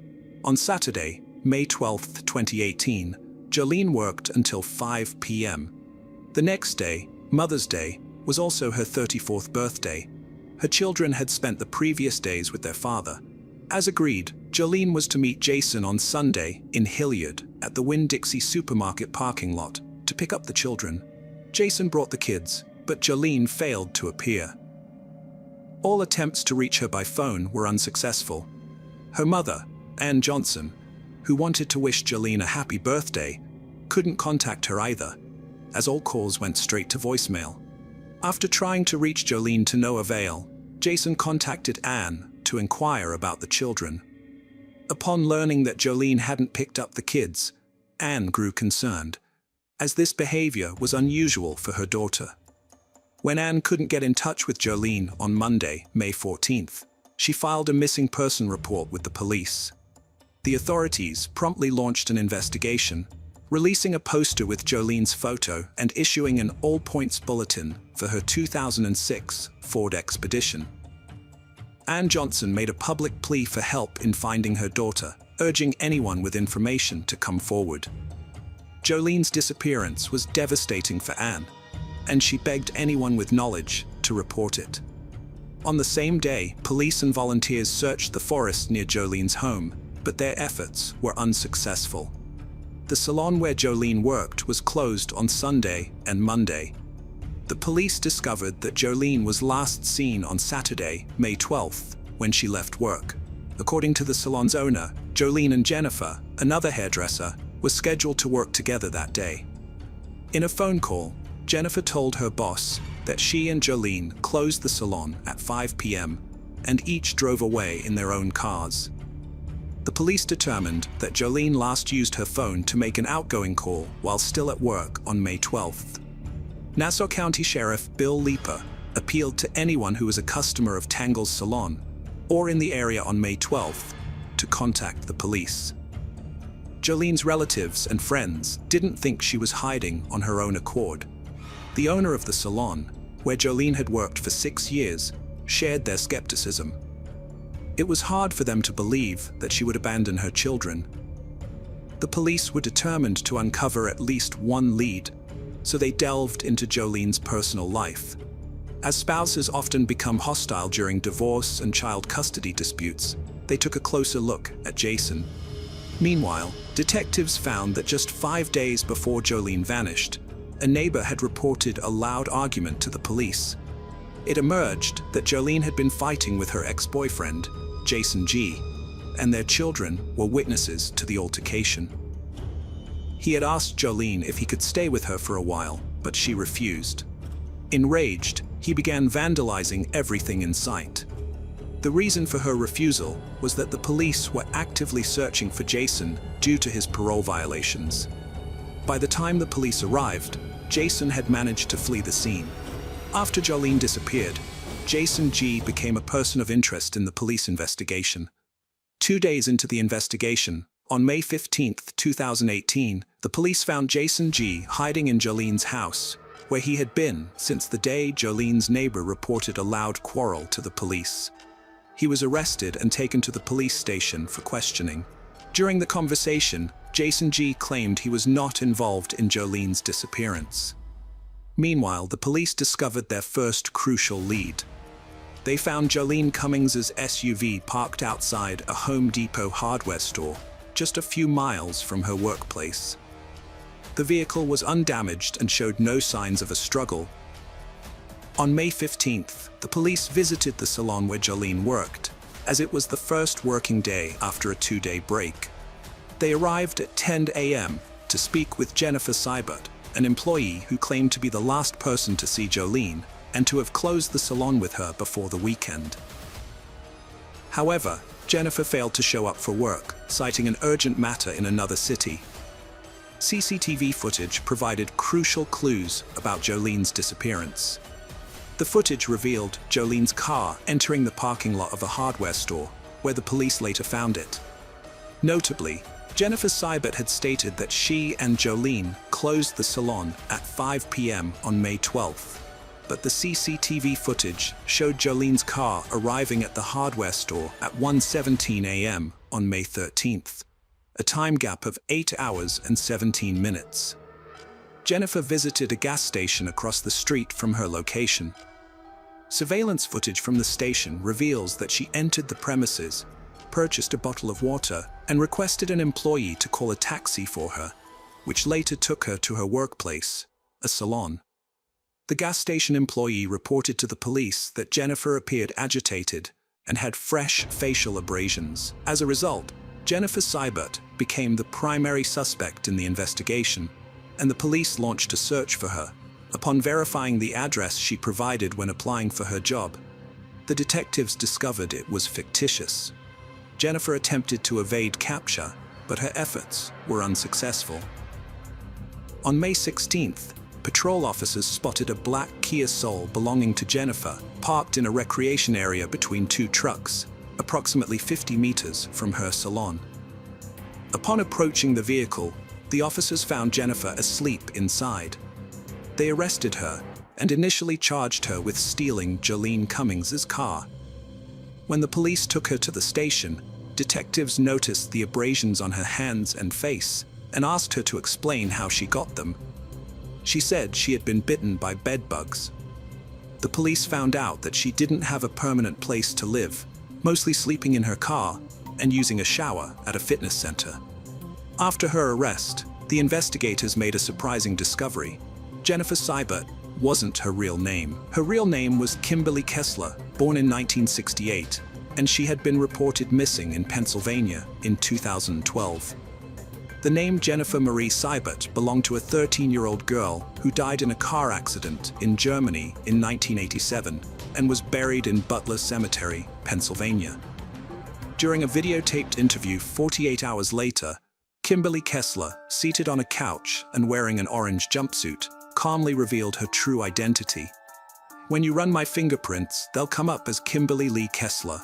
I'm 50 years old, and I've been on the run for over 25 years." The police investigation into the case revealed more about Kimberly Kessler's past.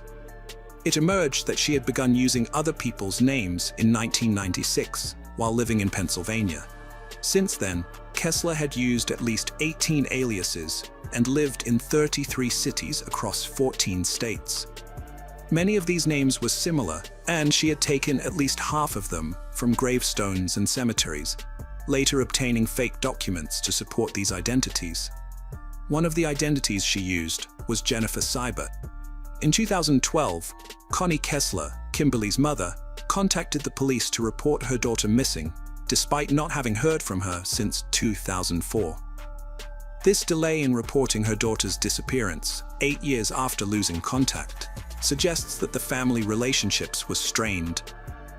The Pennsylvania police investigated Kimberly Kessler's disappearance and determined that she was voluntarily missing, but the reasoning behind this conclusion is unclear. It is unknown whether a further investigation was conducted. Had the police found her, they likely would have discovered that she had assumed someone else's identity. Several questions remain unanswered. Why did Kessler flee, and why did she use multiple aliases? According to Connie Kessler, her daughter faced numerous challenges, including an abusive relationship with a man in 2004. Kimberly gave birth to a son, Evan, but when the relationship ended, the father took custody and prohibited Kimberly from seeing her child. The father later relocated to another state and falsely told Kimberly that their one-year-old son had passed away. Kimberly sought to uncover the truth and locate the grave of her son. Frustrated by the lack of answers, she began searching for Evan and investigating his fate. Connie Kessler theorizes that her daughter used aliases to conceal her identity, fearing Evan's father. According to Tim Edwards, Evan's father, the circumstances were different. He claims to have had a relationship with Melissa McKernan between 1997 and 1999, resulting in the birth of their son Evan. Melissa allegedly used fake names to keep her family, including her mother, from finding her. After the couple separated, Melissa retained custody of Evan, denying Tim visitation rights. In 1999, when Evan was around 15 months old, social services intervened, taking Evan away from Melissa, who then fled the city, disappearing from Tim's life. Tim never informed Kimberly that Evan had passed away since he lost contact with Melissa after she left, and never heard from her again. Later, when Jolene vanished, Evan was 20 years old and had never seen a picture of his biological mother, until FBI agents visited their home in 2018 to gather information about Kimberly Kessler's past. However, there are inconsistencies in these stories. According to Tim Edwards' birth certificate, Evan was born in 1998, but in her interview, Connie Kessler claimed Kimberly gave birth to Evan in 2004. This discrepancy suggests that Connie Kessler was not well informed about her daughter's life, and her statement about Tim hiding Evan from his mother may not be reliable. As a result, Connie's theory that her daughter used the identities of deceased individuals to find her son and avoid detection by his father is questionable. Moreover, Kimberly was unable to provide coherent reasons to the detectives about why she needed to use multiple names. Now, let's revisit the Jolene Cummings case.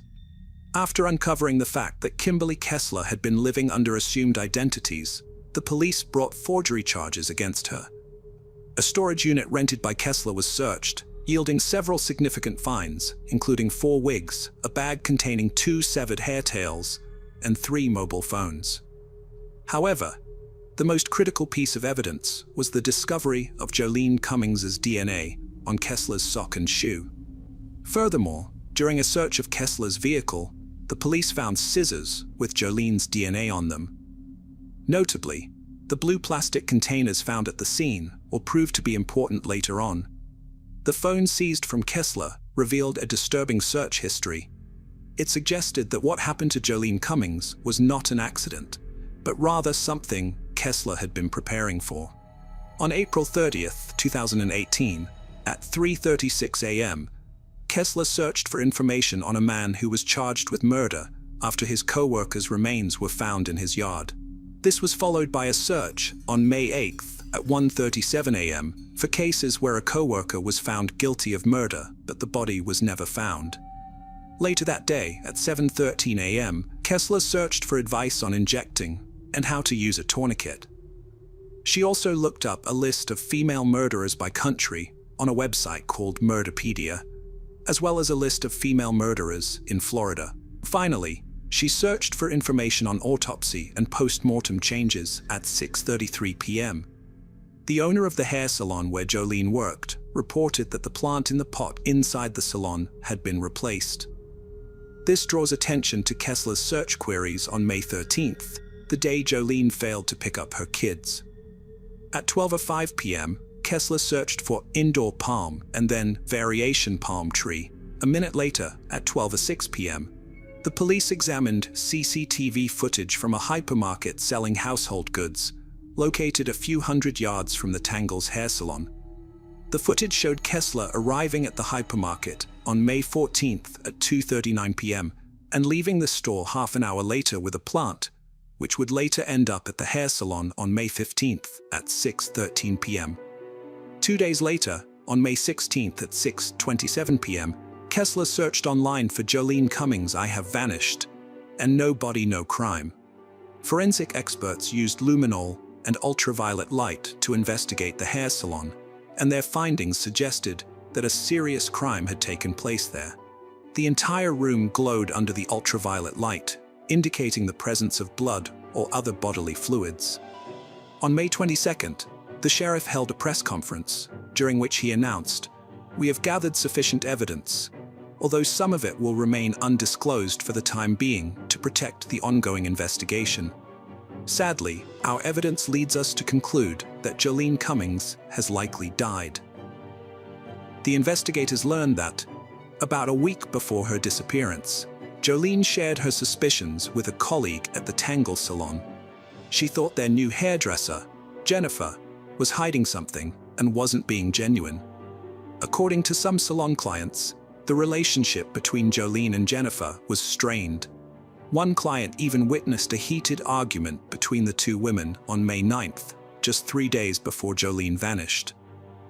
The Tangle hair salon closed its doors on June 5th, 2018.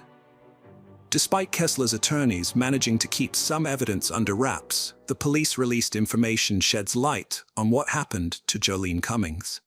However, a surveillance camera near the back of the building captured footage of the dumpster. Kessler was seen there at least 4 times. The recording shows Kessler doing something near the dumpster. Later, at 8:08 a.m., she returns to dispose of a white garbage bag. Based on how she lifts the bag, it appears to be quite heavy. 14 minutes later, she throws out another white bag. In the 4th recording, taken an hour before midnight, Kessler is seen lifting a waste container to empty its contents, suggesting that it holds something heavy. The Walmart camera footage provides insight into what Kessler threw away. The recording shows her purchasing items at the self-checkout, including garbage bags, cleaning agents, latex gloves, and notably, an electric knife. This discovery significantly impacted the police's subsequent actions. In July 2018, investigators discovered that a local waste management company had been dumping trash in a Georgia landfill. A team of nearly 200 people combed through the landfill for a week, yielding several crucial leads, although the sheriff refused to disclose them to protect the integrity of the investigation. Near the dumpster, where Kessler had discarded the white garbage bags, police recovered a piece of jewelry, women's shoes, and a blue plastic container. Notably, the container was identical to one found in Kessler's storage unit, and it tested positive for Jolene Cummings' DNA. While Jolene's body remained unfound, the accumulated evidence was sufficient to warrant Kessler's arrest for her murder. On January 17, 2019, Kimberly Kessler made her first court appearance, entering a not guilty plea. However, the trial was delayed for several years due to the judge's concerns about Kessler's mental stability. During this time, Kessler engaged in a hunger strike, which left her weighing under 88 pounds. Her court appearances were often marked by outbursts of anger. Before the 2021 court session, Kessler underwent compulsory treatment, which ultimately deemed her fit to stand trial. On December 9, 2021, the jury delivered a guilty verdict, and on January 27, 2022, Kessler was sentenced to life in prison without parole. The prosecution believes Kessler's motive was to silence Jolene Cummings, who threatened to expose her lies during a press conference. Sheriff Leeper expressed satisfaction with the verdict, stating that Kessler would spend the rest of her life in Florida State Prison. Unfortunately, Jolene Cummings' body was never friends. Welcome to our channel. Today we're going to take a look at another horrible case with you. The case of Diane Holick. Diane Holick, a 43-year-old senior executive at IBM, was known for her reliability. So when she missed a scheduled work call on the morning of November 16, 2001, her colleagues were immediately concerned. Unable to reach her, they alerted the police, asking them to check on her at home. The officers' discovery at her house was gruesome. Born in 1958 in New York City, Diane was a driven person who had built a successful career at IBM, one of the world's largest hardware and software companies. Over 20 years, her hard work had earned her a senior position, allowing her to work from her home office in Austin, Texas, where she had moved in 1996. Diane lived a luxurious life in the suburbs, hosting wine-tasting parties, frequenting expensive restaurants and dance clubs, and engaging in charity work. She was also trying to improve her personal life. In mid-November 2001, a severe storm warning was in effect in Texas, bringing torrential rains and tornadoes to Austin. On the morning of November 16th, Diane worked from home, but her company had scheduled a work call. Despite having multiple phones, including her home phone, she stopped answering all of them. Her colleagues left messages asking her to call back, and they soon became concerned when she didn't respond. They contacted the police department and requested that someone be sent to Diane's house to check on her welfare. When the officers arrived, Diane's neighbor, who had a spare key, noticed their presence. The police entered the house, where they were met with complete silence, broken only by the sound of dogs emerging from the kitchen. As they received no response from Diane, they began to search the house. In the second-floor bedroom, they made the grim discovery of Diane Holick's lifeless body. Diane's home was one of the cleanest crime scenes detectives had ever encountered. Her body, fully dressed, lay in the bedroom next to her bed. Strangulation marks on her neck, resembling those left by a rope, and signs of wrist binding with cable ties indicated a crime had taken place. The lack of theft, struggle, or forced entry led detectives to suspect that Diane's killer was someone she knew and trusted. There was no evidence of forced intimacy before her death, but dark spots and red stains on the carpet near the bedroom entrance suggested a possible struggle. One anomaly in the otherwise tidy home caught the detectives' attention. A towel lying on the back of the living room sofa seemed out of place. They sent it to the laboratory for analysis, hoping it might provide a crucial clue. The police spoke to the people who knew Diane and found that she didn't have any known enemies, although it's possible that some might have been unknown. During their investigation, they discovered that Diane was in a romantic relationship with Dennis Conley, the man she wanted to spend the rest of her life with. This wasn't her first marriage. Her previous one had ended quickly. Diane and Dennis met through a dating service, and he had 2 children from a previous marriage. Dennis was a businessman living in Houston, around 150 miles from Austin, where Diane resided. Despite the distance and infrequent meetings, they grew close quickly, and after 2 months of communicating, Dennis proposed to Diane, giving her a $17,500 platinum ring. She accepted his proposal. According to Diane's close friends, her relationship with Dennis had begun to deteriorate recently. As an independent woman focused on building her career, Diane felt uneasy with Dennis's occasional attempts to control her. Another issue was the decision to move to Houston. The couple had decided to start their life together in his hometown, so Diane put her suburban Austin home up for sale. However, realtors struggled to find a buyer willing to pay the $435,000 asking price for the property. Detectives investigated whether Dennis was involved in Diane's death, asking him to come to the police station for a voluntary conversation without an attorney. Dennis agreed and spoke candidly with the detectives. The medical examiner's report indicated that Diane died between 3 p.m. on November 15th and 3 a.m. on November 16th. A strange detail caught their attention. Diane's wedding ring, given to her by Dennis, was missing from her finger, while her other jewelry in the bedroom remained untouched. This led to the theory that the killer had a personal motive or deliberately removed the ring to mislead the investigation. Dennis presented himself as a grieving person. The detectives asked him about his relationship with Diane and his whereabouts on the day of her death and the day her body was found. According to Dennis, He was in Houston at the time, claiming he last spoke with Diane on the morning of November 15th. He spent the entire day at work, without contacting her again the following morning. When he couldn't reach her, he left a voicemail, unaware of her death. Dennis acknowledged that their relationship was troubled, revealing recent arguments before concluding the conversation. The police collected his fingerprints and a DNA sample, but it was possible he could have traveled to Austin, interacted with Diane, and returned to Houston by the next morning. However, after verifying his alibi, the detectives determined he had not left the city, so they had to pursue another suspect.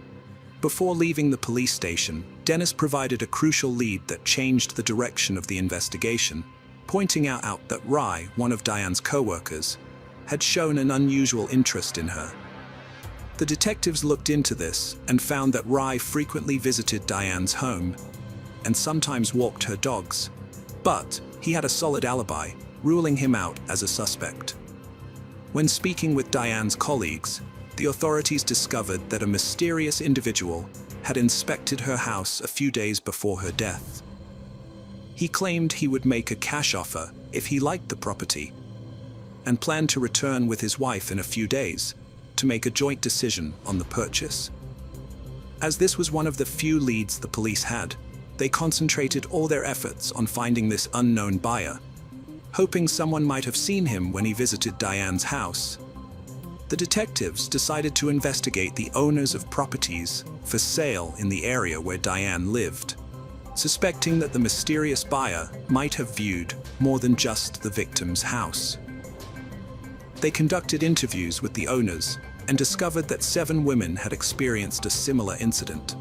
A 35 to 45-year-old man with a prominent nose and dark hair styled back had visited their homes on the day of Diane's death, without a real estate agent present.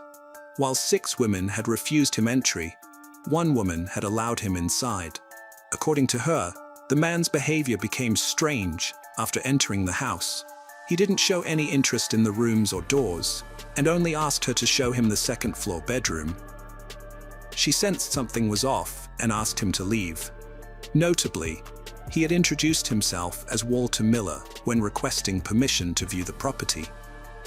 The police searched their databases for the name Walter Miller in Austin, but found 2 individuals with that name, neither of whom matched the age or physical description of the suspect.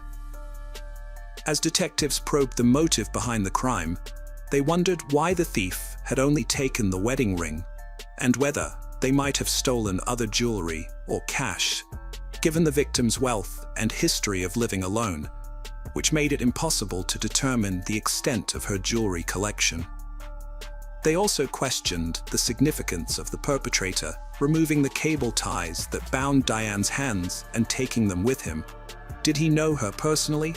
The autopsy revealed no signs of sexual assault prior to Diane's death, and her body was found fully clothed. Despite this, the detectives returned to her home to search for any traces of semen, assuming the perpetrator might have left behind some evidence. However, their search yielded nothing. A composite sketch of a potential suspect was broadcast on evening news programs, urging anyone with information about a similar individual to come forward. One of the few leads available to investigators was a few strands of hair found on a towel at Diane's residence. Although the hair lacked roots, preventing a complete DNA analysis, detectives remained hopeful that a partial DNA profile could still yield results. A woman contacted the police after seeing the composite sketch, which she believed resembled a suspect in the Diane Hollick case. During her interview with detectives, she recounted how she and her husband had listed their house for sale 6 months prior. A man had arrived, claiming he wanted to purchase the property with cash, but needed to view it first. Since no real estate agent was present, she refused to let the stranger inside. 2 months later, the same man reappeared on her doorstep, introducing himself as Jim Taylor. With her husband away at work and only her young daughter present, the man again asked to enter the house. When she denied his request, he became agitated, shouting and insisting that he be allowed inside. The woman threatened to call the police, prompting the would-be buyer to leave. Still shaken, she wrote down the man's name and the license plate number of his minivan, which had been parked in her driveway. When she saw the suspect's portrait on the news, she immediately recognized him as the same person who had come to her house a while back. This new information led the police to obtain the license plate number, which they then used to identify the vehicle's owner through their database. However, the owner's name was not Jim Taylor, as they had initially suspected, but rather Patrick Anthony Russo. At first, it seemed unlikely that Russo was involved in Diane's death. He appeared to be a family man, living 40 minutes from Austin with his wife and 2 children, and even played in a local church music band. But as the police dug deeper into his past, they discovered a more sinister history. Russo was an ex-convict who had served time for a series of attacks on women. One of these attacks had even escalated to abduction, where he had tied his victim up with cable ties and attempted to strangle her, stopping only at the last moment. For this crime, he had been sentenced to 20 years in prison. While serving his sentence, Anthony Russo met his future wife Janet, a volunteer at the prison's church program. Despite his lengthy criminal record, Russo was granted parole after serving 8 years of his 20-year sentence. The police was skeptical about the coincidence, so they obtained a search warrant for Anthony Russo's residence. When the police arrived, Anthony answered the door, but they found no incriminating evidence inside his house, including Diane's ring or any other personal belongings. A subsequent search of his minivan also yielded nothing. However, the neighbors reported seeing a similar vehicle parked outside Diane's house on the day of her murder. Significantly, the police discovered several cable ties in the utility room that matched the ones that left marks on Diane's wrists. Although we might consider the tie as evidence, it's still indirect because anyone can purchase it at a hardware store.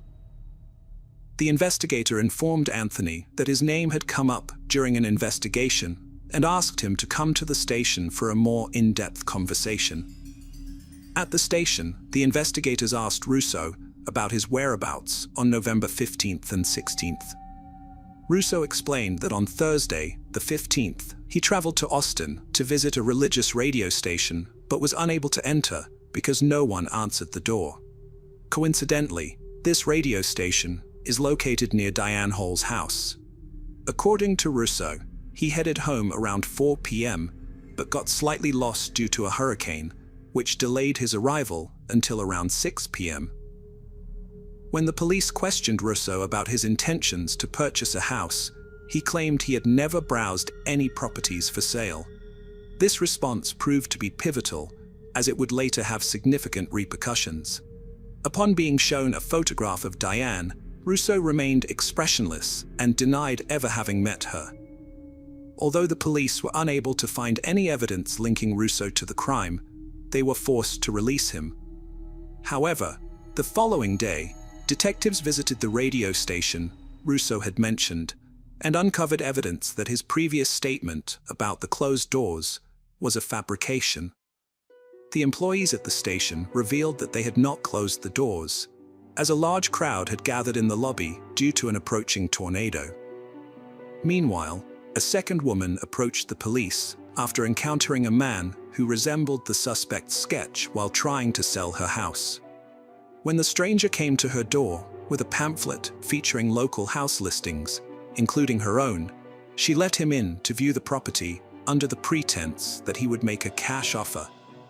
However, when she showed him a bedroom, he attempted to attack her, but retreated hastily upon hearing her child cry in the adjacent room. The quick-thinking woman retained the pamphlet, which held a crucial fingerprint that the police later matched to Anthony Russo. Russo's claim of never having looked at houses for sale was thus discredited, and his false statement constituted a misdemeanor, a probation violation. Russo's arrest was prompted by his failure to meet parole conditions. Fearing he might flee while they gathered evidence linking him to Diane's death, authorities deemed it necessary to detain him. The police tracked down 15 women who had shown Russo around their homes. All of these women were later brought in to identify the suspect. In a lineup, the women saw 5 men, including Anthony Russo, all dressed similarly and with similar appearances. Each of these men repeated the phrase, "You have a beautiful house," in turn. 10 of the 15 women identified Anthony Russo as the man who had viewed their homes prior to purchasing. The other 5 women were unable to make a positive identification. When the police questioned Russo again, he knew he had been caught lying. Despite this, he continued to proclaim his innocence. At one point, he requested to see his wife and then refused to answer any more questions. The detectives soon received a report from the laboratory, which confirmed that the mitochondrial sequence of the hair found on the towel at Diane's house matched Anthony Russo's DNA. While this was a significant finding, it was not conclusive, as there was a small chance, 1 in 12,900,000, according to court documents, that the hair could have belonged to someone else. Although the investigation had accumulated a significant amount of circumstantial evidence, there was no single piece of direct evidence linking Russo to Diane Hollick's death. One additional piece of circumstantial evidence, however, was the report on the location of his cell phone, which placed Russo in the same area where Diane lived on the day she died. After examining the computer seized from his house, experts found a disturbing search history. Russo, a 37-year-old father of 2 and regular churchgoer, frequently visited an adult website. On this site, he watched videos and read articles about strangulation during intimate interactions. Notably, access to these materials required payment.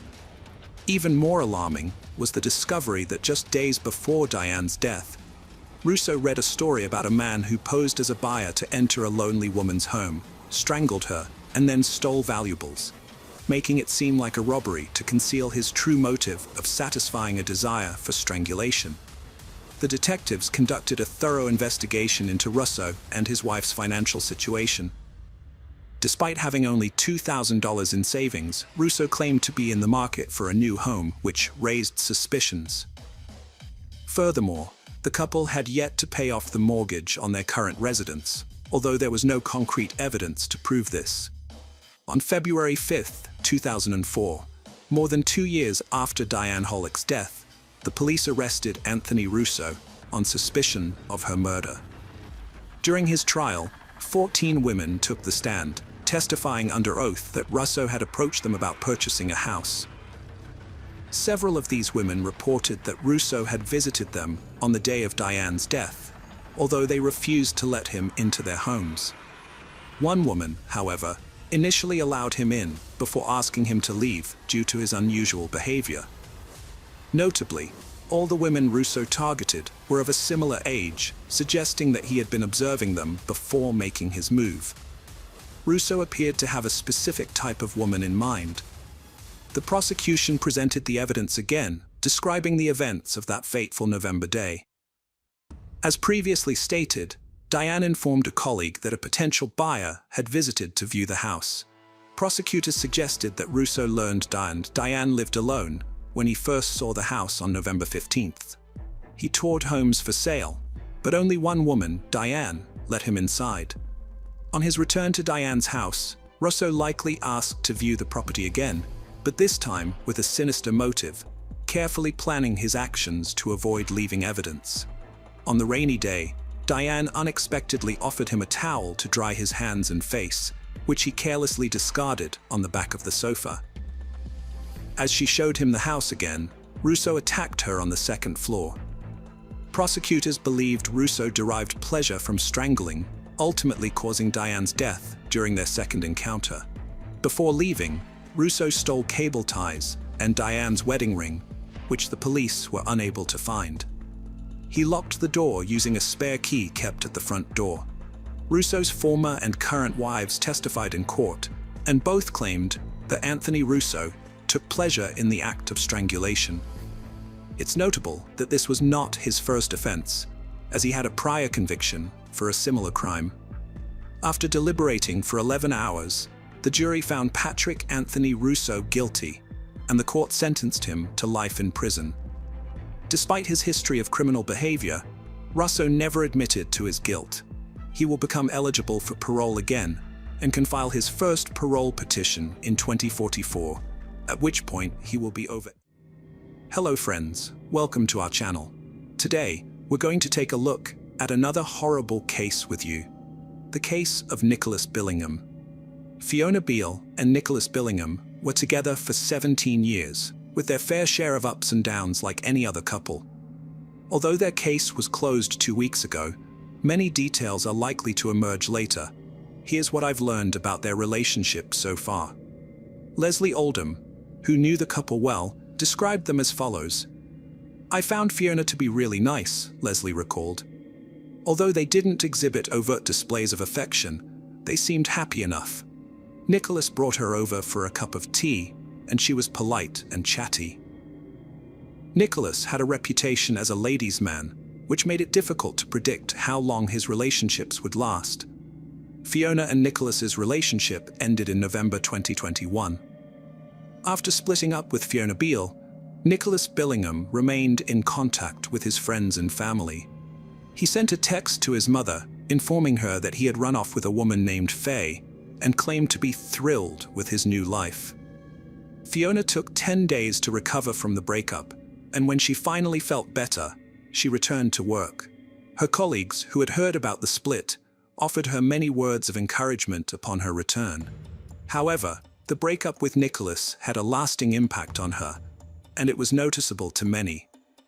By the end of February 2022, nearly 4 months after the breakup, Fiona's mental health began to decline.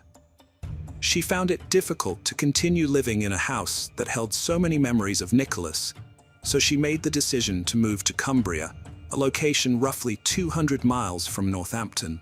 Fiona started planning her next moves after her husband went to bed. She couldn't sleep in the same bed as him due to her loud breathing, restlessness, or snoring. In another notebook entry, she mentioned that Nicholas had been mean and cruel to her for 17 years, but it was his vile behavior at Halloween that made her decide she couldn't let him get away with it anymore. Nicholas Billingham disappeared on November 1st, 2021, and from that moment, he kept in touch with his family and friends, only through text messages. The day after the police officers read Fiona Beale's notebook, they visited the house on Moore Street, where she lived with Nicholas. Upon examination, they found nothing suspicious. However, when they returned the following day, they discovered some telling signs, including a blood-stained mattress in the cellar. On March 19th, the police went back to Moore Street and uncovered more evidence. With the help of forensic officers, specialist search teams, and a cadaver dog, they found a buried body in the rear garden. The remains of Billingham were discovered wrapped in carpet, buried beneath a layer of bark chippings, soil, wooden sheeting, concrete building blocks, bricks, and planks. Additionally, plastic bags, rubble, mortar, polystyrene, laminate flooring, and sections of fabric and vinyl were found in a constructed hideaway covering the body. A sleep mask covered the victim's eyes, with the phrase, "This is my morning after face," printed on the inside. The police spokesman described the body as being wrapped in cables, hose pipes, and plastic bags, surrounded by building debris, saying it showed a complete lack of dignity in death and utter contempt. A post-mortem examination took place the day after the body was found. The results revealed that the victim died from a single stab wound to the right side of the neck, which severed the right jugular vein and cut through the esophagus and trachea. This would have required moderate force, although it is possible that more severe force was used. On March 22, 2022, police arrested Fiona Beale and charged her with the murder of Nicholas Billingham. Nicholas's family was devastated by his death and shocked to discover that Fiona had used his phone to send texts to them and his friends. Nicholas's mother, Yvonne Valentine, shared a message with journalists. In a statement, Nicholas's family expressed their grief, saying they lost Nicholas too soon and that he will always be in their hearts. They have been overwhelmed with kind support and comforting words from many people, and are aware that Nicholas will be deeply missed by his friends, family, and loved ones. Nicholas's family is heartbroken, remembering him as a lovely boy who grew into a proud young man, leaving them with cherished memories. Fiona Beale's colleagues and the parents of her students were stunned to discover that the respected teacher had a hidden, darker side.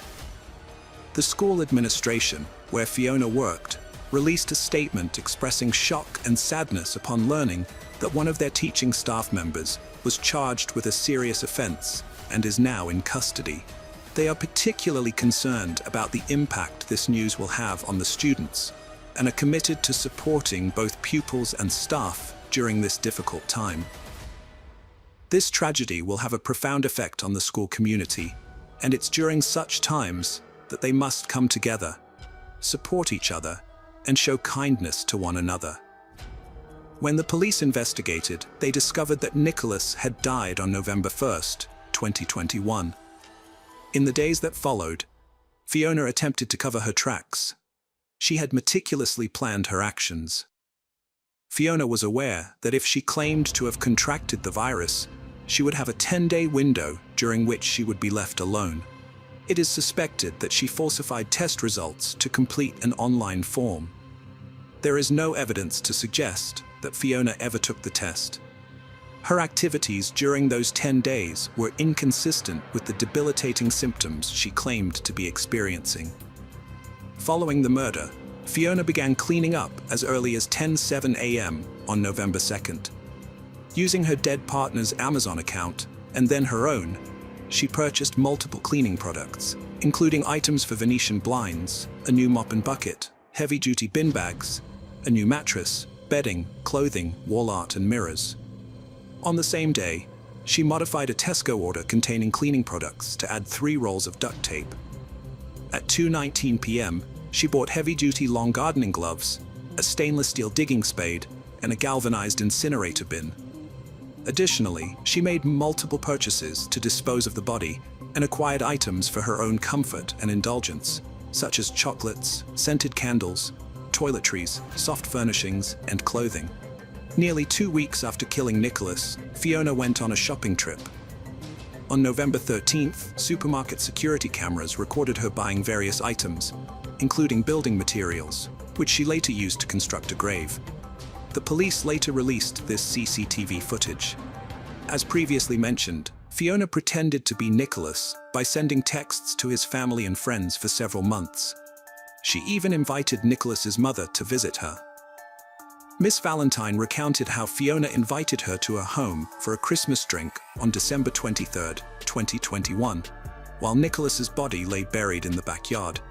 Fiona went about her daily routine, showing no signs of depression or trauma. In fact, the evidence suggested the opposite. After murdering her unwanted partner, who she suspected was having an affair, she was embracing what she referred to in a deleted file as a new life. During the trial, Fiona Beale initially pleaded not guilty, but later confessed to taking Nicholas's life, claiming it was an involuntary act. However, the prosecutor disagreed. He presented evidence that Nicholas Billingham had been unfaithful to Fiona with multiple women during their 17-year relationship. Although Nicholas had left Fiona on several occasions, he always returned to her, and she took him back. One of his infidelities resulted in a child being born. Instead of leaving him, Fiona meticulously planned his murder, deciding when and how to kill him, where to hide his body, and how to cover her tracks. She even prepared an alibi for her absence from work on the day of the murder. Defense attorney Andrew Wheeler presented a statement to the jury following the prosecution's opening argument, stating that Fiona had struggled with mental health issues for years prior to the killing due to Mr. Billingham's controlling behavior. Wheeler emphasized that the case was not as straightforward as the prosecution claimed, highlighting Fiona's good character and reputation as a 49-year-old school teacher.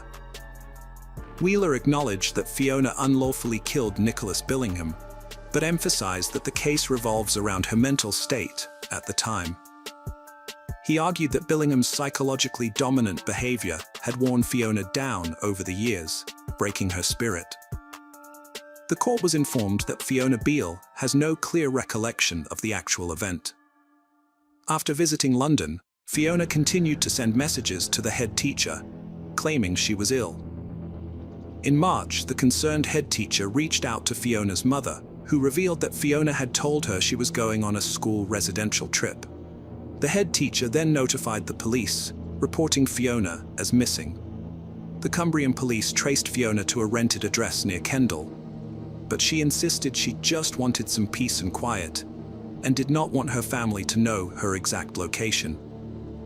The officer relayed this message to Fiona's mother, but 3 days later, the authorities returned to the lodge after Fiona sent her family a message apologizing and expressing her love for them. Eventually, Fiona Beale altered her initial statement and fully acknowledged her guilt.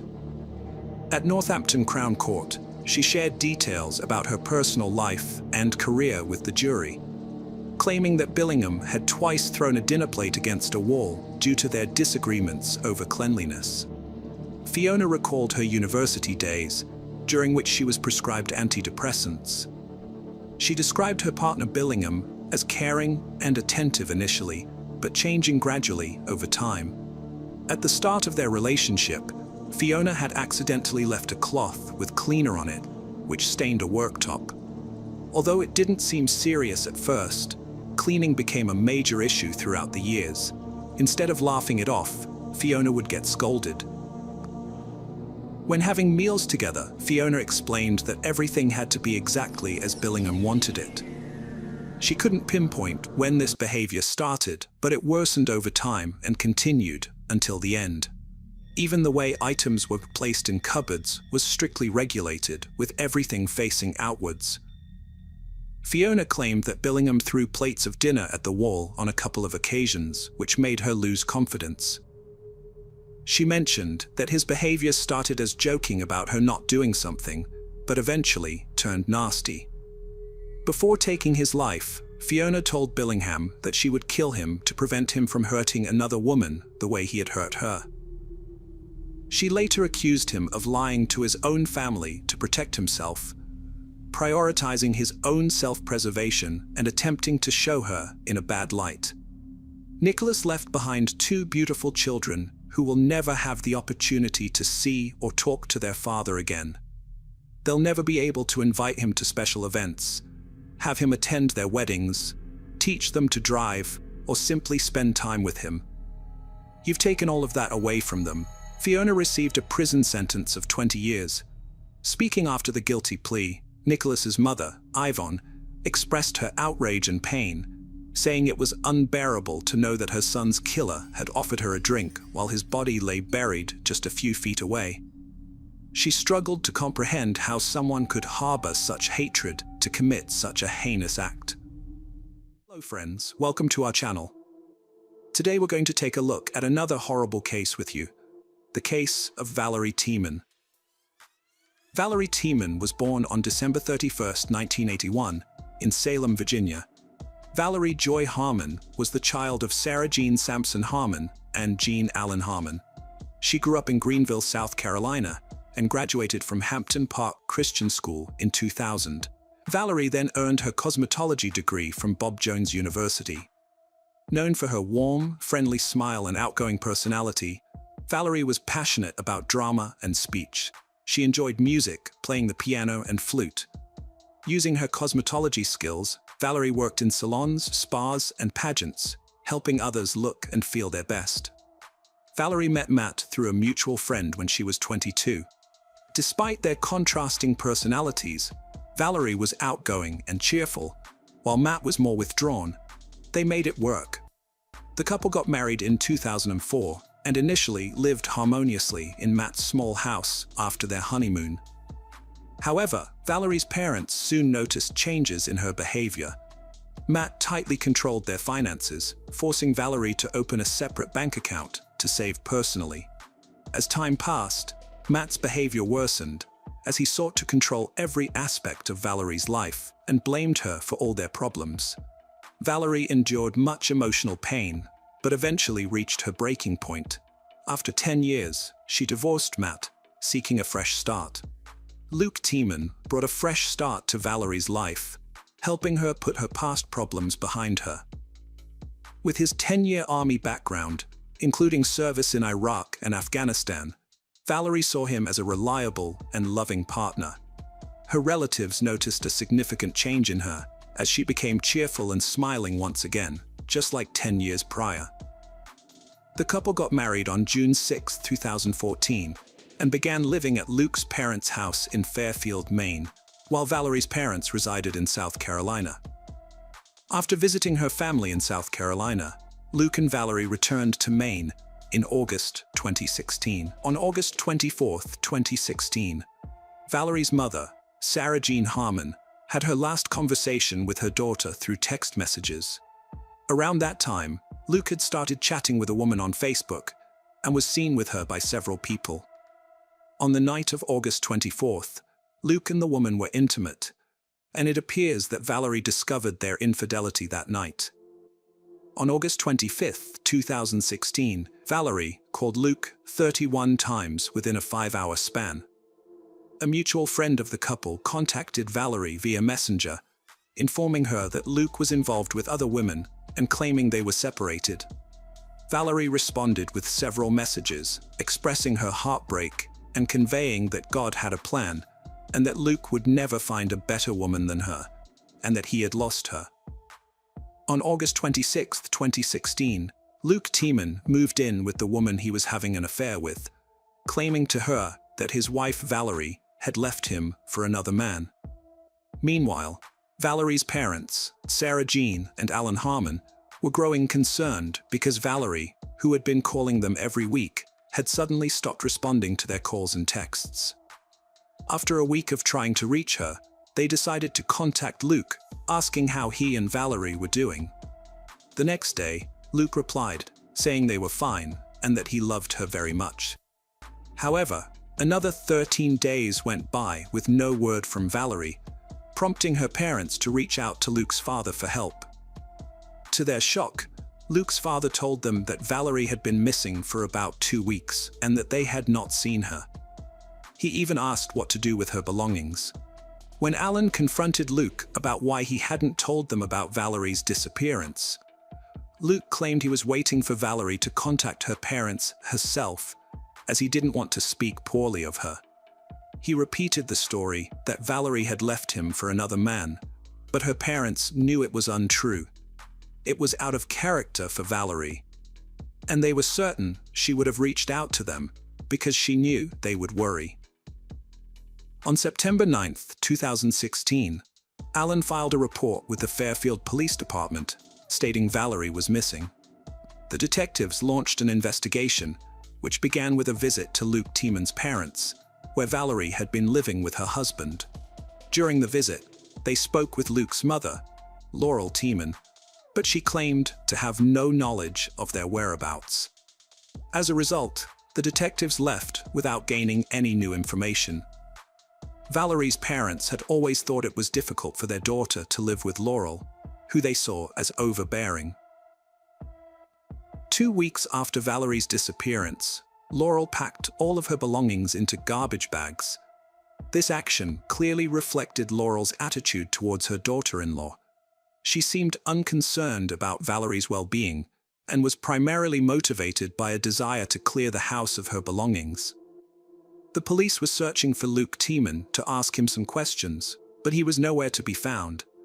They went to his home, but he wasn't there. And his parents claimed they didn't know his whereabouts. However, 5 days after Valerie's disappearance, Luke unexpectedly contacted the police himself, stating that he was aware they wanted to speak with him. During the conversation, the detectives asked him about Valerie and the last time he saw her. Luke's response was peculiar. He explained that, about 2 weeks prior, he and Valerie had stopped by the local Walmart to purchase some groceries. While he went inside the store, Valerie stayed in the car. When he finished shopping and returned to the vehicle, Valerie was gone. Luke claimed that he tried to reach her by calling and texting, offering to take her back. He also revealed that his marriage to Valerie was on the verge of collapse. According to him, Valerie had mentioned another man during a conversation, leading him to believe she was having an affair. Despite this, Luke didn't know the man's identity or address, and he assumed Valerie had left him for this unknown individual. Valerie's family, however, insisted she had never mentioned anyone else besides Luke Tiemann in her life. The police made a public appeal through the media, releasing a photo of Valerie and asking anyone who had seen her in the recent weeks to come forward with information for the detectives. The circumstances surrounding her disappearance from the Walmart parking lot, including her belongings being found in garbage bags, seemed suspicious. It was also unclear why Luke Tiemann, Valerie's husband, had made no effort to search for her, possibly due to being preoccupied with another woman. Investigators visited the Walmart where Luke and Valerie had been on the day of her disappearance, where they reviewed the surveillance footage. Despite searching for over an hour, they found no evidence of Luke, his red pickup truck, or Valerie on any of the recordings. This discovery revealed that Luke had lied to the police and that he was hiding something. The investigators decided to interview Luke in person, but they didn't disclose all the information they had obtained. They suspected that he might contradict himself or alter his story if he knew what they knew. Luke's open affair with Billie Jo Goodman didn't go unnoticed by anyone. While he admitted to cheating on Valerie, he claimed it was an attempt to heal from their recent breakup. Billie Jo, however, had a string of failed relationships behind her, but when she met Luke, she believed he was the one with whom she could build a stable future. This new development led investigators to a crucial question. Did Valerie pose a threat to Luke and Billie Jo's budding relationship? Was it possible that the couple wanted to start anew, and Valerie's presence was an obstacle they decided to eliminate to ensure their plans went undisrupted? The police interviewed Billie Jo, who claimed she thought Luke had divorced his wife. When questioned, she denied any knowledge of Valerie Tiemann's disappearance. Meanwhile, a local informant tipped off the police about a driver's license found in a parking lot near Billie Jo's home, and it belonged to Valerie. This discovery raised suspicions, as it seemed unlikely that Valerie would abandon her belongings and identification to run off with someone else. On September 19, 2016, Luke Tiemann gave an interview to News Center, Maine, 10 days after Valerie's father, Alan, had filed a missing persons report with the police. During the interview, Luke told reporters that he and Valerie had gone to Walmart, but Valerie was not in the car when he returned. At the time, he was unaware that the Walmart CCTV footage did not corroborate his account. Police dogs trained to detect human remains were brought in to search the last known place where Valerie lived. The search plan involved checking the house, the land, and the stream. After about 5 minutes, a police dog picked up a scent in the woods behind the Tiemann family house. An officer began digging the soil with his hands and found a shoe sticking out of the ground. Other officers, wearing gloves, joined in to help dig. They eventually uncovered a woman's body, wrapped in a blanket and buried with a collection of unusual items. These items included a bag of potato chips, a bottle of Gucci perfume, a package of sweet tarts, a flannel shirt, a mason jar, a handwritten note, and a wedding ring. The ring was discovered later when evidence was being prepared for trial. Sergeant Scott Bryant, chief of Maine's evidence response team, was processing the contents of the mason jar, which included dirt, flower stems, and twigs, when he heard a thud and found the ring. Although it was not specified who the ring belonged to or whether it was a man's or woman's, Bryant noted that the ring was much larger than his own wedding ring. The body was transported to the forensic medical examiner's office for an autopsy and identification. Unfortunately, Sarah Jean and Alan Harmon received the devastating news that every parent fears the most. The body discovered behind the Tiemann family house was identified as their daughter, Valerie. Valerie lived in the house with Luke, as well as his parents and younger brother Sam.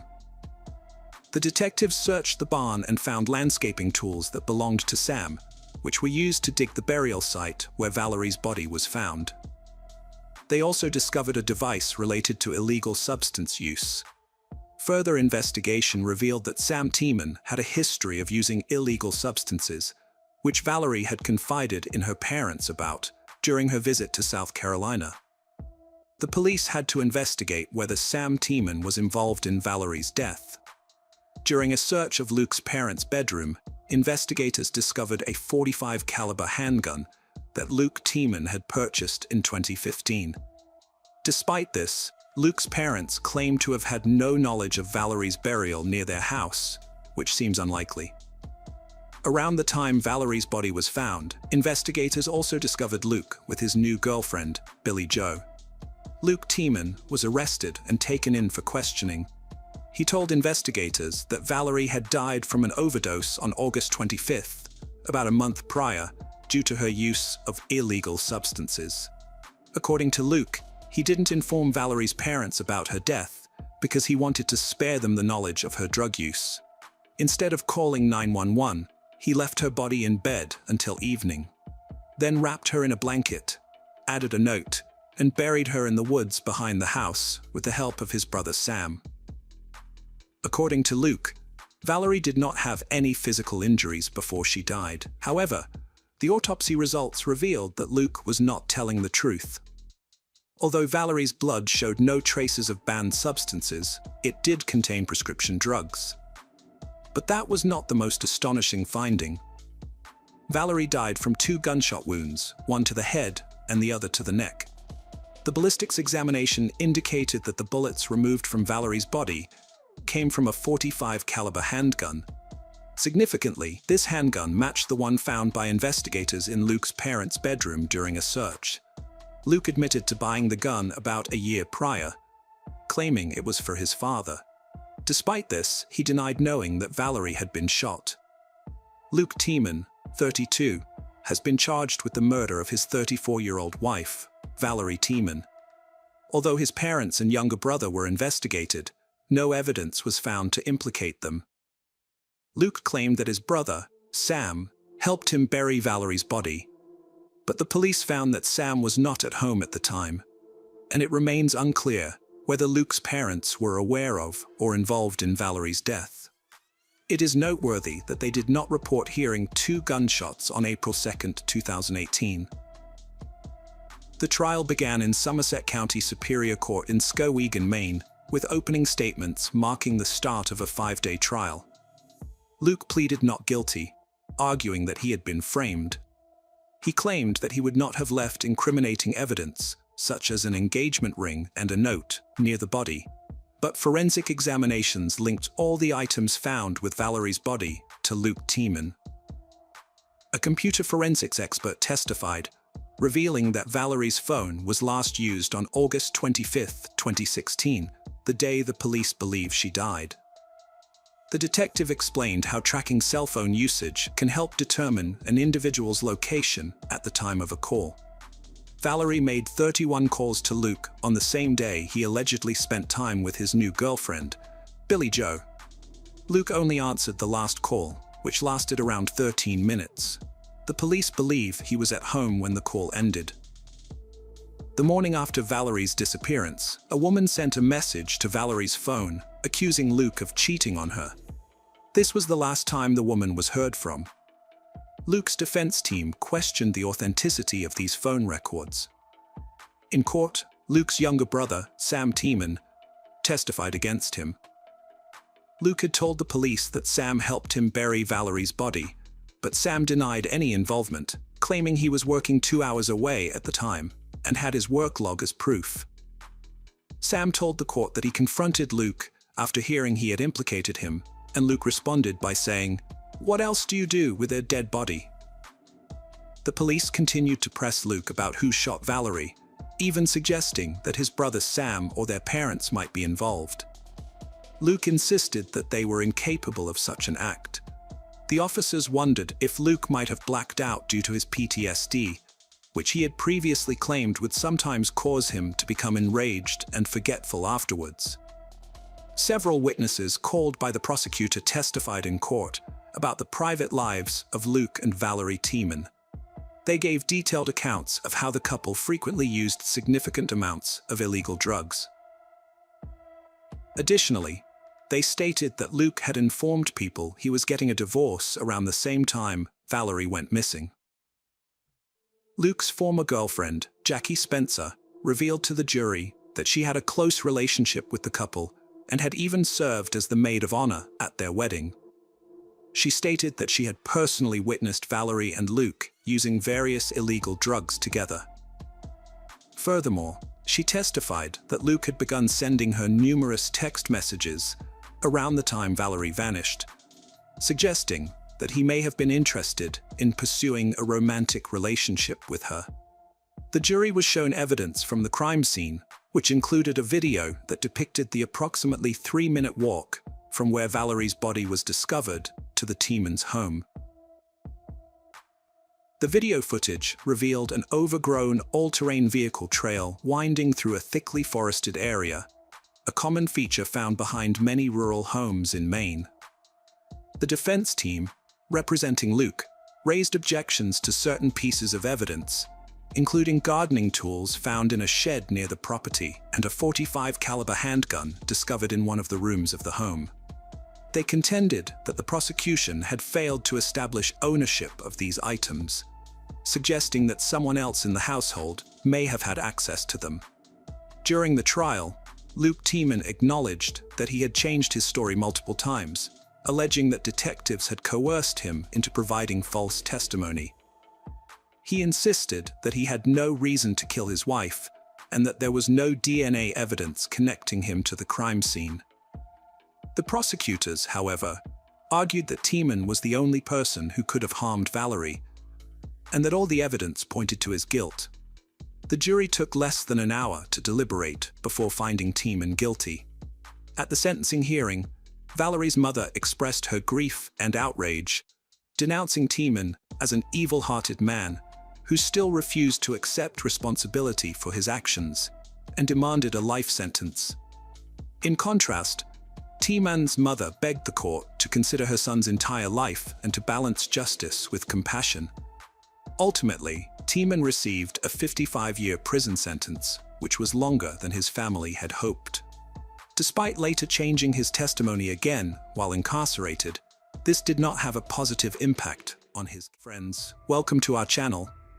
Today we're going to take a look at another horrible case with you, the case of Christina Carlin Craft. Christina Rose Carlin Craft was born on November 11, 1983, in a coastal town in southern New Jersey, to Stuart Craft and Deanne Carlin. She had a natural flair for being in front of the camera, which would eventually shape her career path. After graduating from high school in Linwood in 2000, Christina worked as a waitress in southern New Jersey and later at the Borgata Hotel Casino and Spa in Atlantic City for several years. However, her ultimate dream was to become a model, and her determination paid off. She eventually found success in the modeling industry. In her promotional material, Christina revealed that she enjoyed participating in photo shoots featuring high-end lingerie and swimwear. According to Eva Waltz, a friend she met on a 3-day Maxim magazine shoot, Christina was a charming and beautiful woman with a great sense of humor. With dark hair and blue eyes, she embodied the essence of a fashion model. Christina had always dreamed of being on the cover of Playboy. In 2003, while working as a waitress at the Borgata Casino, she met Alex Yurtielli. They started dating soon after, and Alex became her supportive partner, never opposing her career choices. After a long-term relationship, they got engaged. The couple stayed together until Christina's death. Christina achieved her goal of becoming Cybergirl of the Month for May 2009 and was invited to the Playboy Mansion. She attended parties at the mansion, gaining entry into the glamorous world. This success marked the peak of her career, and her ambitions soared, especially after meeting Hugh Hefner, whose attention was hard to capture. However, despite this, Christina failed to become a Playboy magazine model. Thousands of girls send their photos to the magazine, but only one is chosen. At 26, Christina was considered too old for the magazine, which typically features younger models. This setback affected her confidence, but she continued modeling. Her extensive portfolio included work with Redken, Moxham, Victoria's Secret, Vanity Fair, and many others. To further her career, Christina moved to New York with her boyfriend Alex. However, not all brands were willing to work with her due to her explicit photo shoot. Christina's career began to decline after her appearance in Playboy, ultimately coming to an end. Overcoming this challenging period in her life was undoubtedly tough, but she always had Alex's support. Known for her elegant appearance, captivating beauty, and scandalous behavior, Christina made headlines in 2016 for causing a scene at the Smith, a restaurant in New York. According to law enforcement sources and court documents, Christina Carlin Craft, 34, and her male companion got into an argument with the manager, Sergei Anakin, on March 6th over their bill. The man refused to pay, and the manager intervened. Witnesses claim Christina was drunk and falsely accused the manager of pushing her, but surveillance footage proved otherwise. She allegedly struck someone in the neck around 10 p.m., causing redness and significant pain. Christina was charged with misdemeanor assault, attempted assault, and harassment. However, the DA offered her a deal, and the charges were dropped on the condition that she remains trouble-free for 6 months. Christina has always had a fondness for Philadelphia, particularly Ardmore, which she considered a safe haven. With this in mind, Alex purchased an apartment in Ardmore in 2018 and relocated to Pennsylvania with her. However, Christina soon discovered that Ardmore wasn't as safe as she had thought. On August 18, 2018, she contacted the police to report a robbery. Earlier that evening, Christina had spent time at a bar in Philadelphia, but her memories of the night were hazy. The next thing she recalled was waking up the following morning, feeling groggy and suspecting that someone had drugged her with illegal substances. She had no recollection of how she got home or if anyone had accompanied her. At the time, Alex was away on a business trip. Feeling uneasy and anxious, Christina repeatedly expressed her concerns about her safety. During the investigation, police obtained CCTV footage showing a car arriving at Christina's apartment around 3 a.m. Unconscious in the back seat, Christina was being driven by a thief who stole her keys, entered her home, and plundered over $50,000 worth of valuables, including jewelry, designer bags, pillows, sunglasses, a credit card, and personal documents. The thief remained in the apartment for about an hour and a half before returning to the car, helping Christina inside, and then leaving her in the hallway. They placed the keys back in her purse and drove away. The police swiftly identified the perpetrator using a credit card statement. The driver was Andre Melton, a man with a prior criminal record. He was driving a rented 2018 Kia Sorento with Virginia license plates. Witnesses reported seeing the same car near Christina's house on August 17th, which was confirmed by police using specialized license plate recognition software. While the police were still searching for Andre Melton to recover Christina's stolen items, a far more serious crime took place. Just 4 days later, on August 22, 2018, Alex Chelly called the police, asking them to check on his girlfriend, Christina Carlin Craft, as he was unable to contact her and was on his way home. Christina wasn't answering her calls or texts. Upon arriving home, Alex found the apartment door locked from the inside. He then checked the security system, revealing that someone had opened the front door and the balcony door during the night. The police were called to the address and had to force entry by breaking down the front door, which was locked from the inside. Upon entering the apartment, they were immediately met with signs of a crime scene, including visible blood. A body lay on the bed, covered with a blanket. Lifting the blanket, they found a woman who had been severely beaten. Unfortunately, it was Christina Carlin Craft, and she was already dead. Her body showed signs of blows all over, and her nose was broken. There was also a strangulation mark around her neck. It was later discovered that Christina had been strangled with her own sweatpants. When the detectives identified the victim, they had to break the devastating news to Alex, who was waiting outside. His beloved Christina was dead. This shocking revelation sparked immediate suspicion, as the people closest to the victim are often implicated in such cases. The police did not dismiss the possibility that Alex might be the perpetrator. Alex and Christina had a long history together, and anything could have transpired between them. It was Alex who had contacted the police station, expressing concern for Christina's safety, only for her to be found dead soon after. These events seemed too coincidental. It was possible that Alex had orchestrated the scenario to divert suspicion away from himself. The investigators requested that Alex accompany them to the police station to answer some questions. He agreed without hesitation. During the questioning, Alex explained that he had an urgent work commitment in New York on August 21st and had planned to return. The following night, August 22nd, at 2:30 a.m., he called Christina to bid her good night, but she didn't answer. Given her habitual wakefulness at this hour, Alex grew anxious. He made several more calls, but Christina remained unresponsive. After reviewing the security system, he discovered suspicious activity in the apartment that night, prompting him to relinquish his business and rush back to Ardmore. After hearing Alex's story, the police no longer believed he was responsible for Christina's murder. His alibi checked out, and he couldn't have been in two places at once. They cleared him as a suspect, but the question remained: who killed Christina? Who would want her dead? The investigators looked into Christina's report of a robbery 4 days before her murder, suspecting a connection between the two crimes. This led them to Andre Melton, the thief who stole from Christina's apartment. Maybe he returned to steal again, but his plan was foiled when Christina caught him. Perhaps he discovered she had reported him to the police and decided to take revenge. On August 22nd, the day Christina's body was found, the police obtained an arrest warrant for Andre Melton. When they went to his address, however, they discovered he was no longer there.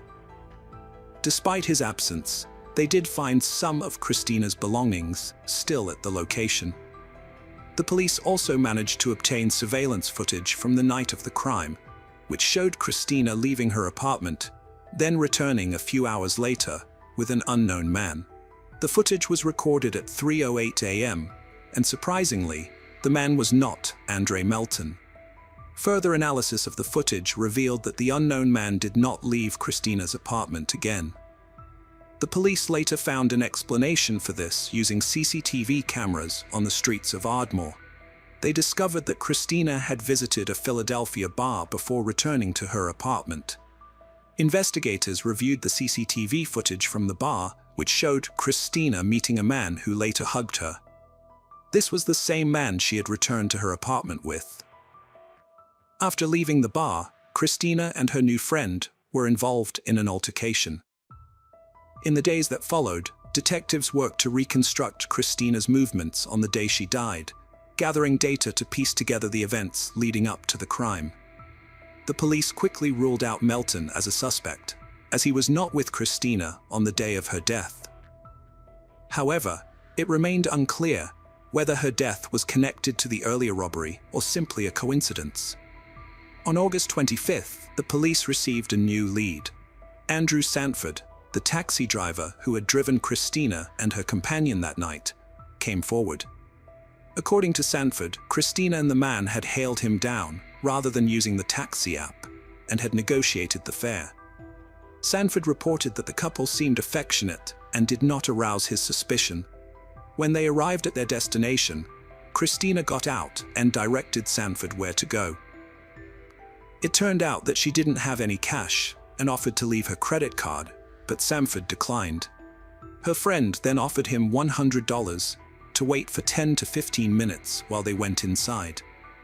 Sanford left 20 minutes later, as neither Christina nor her companion had returned.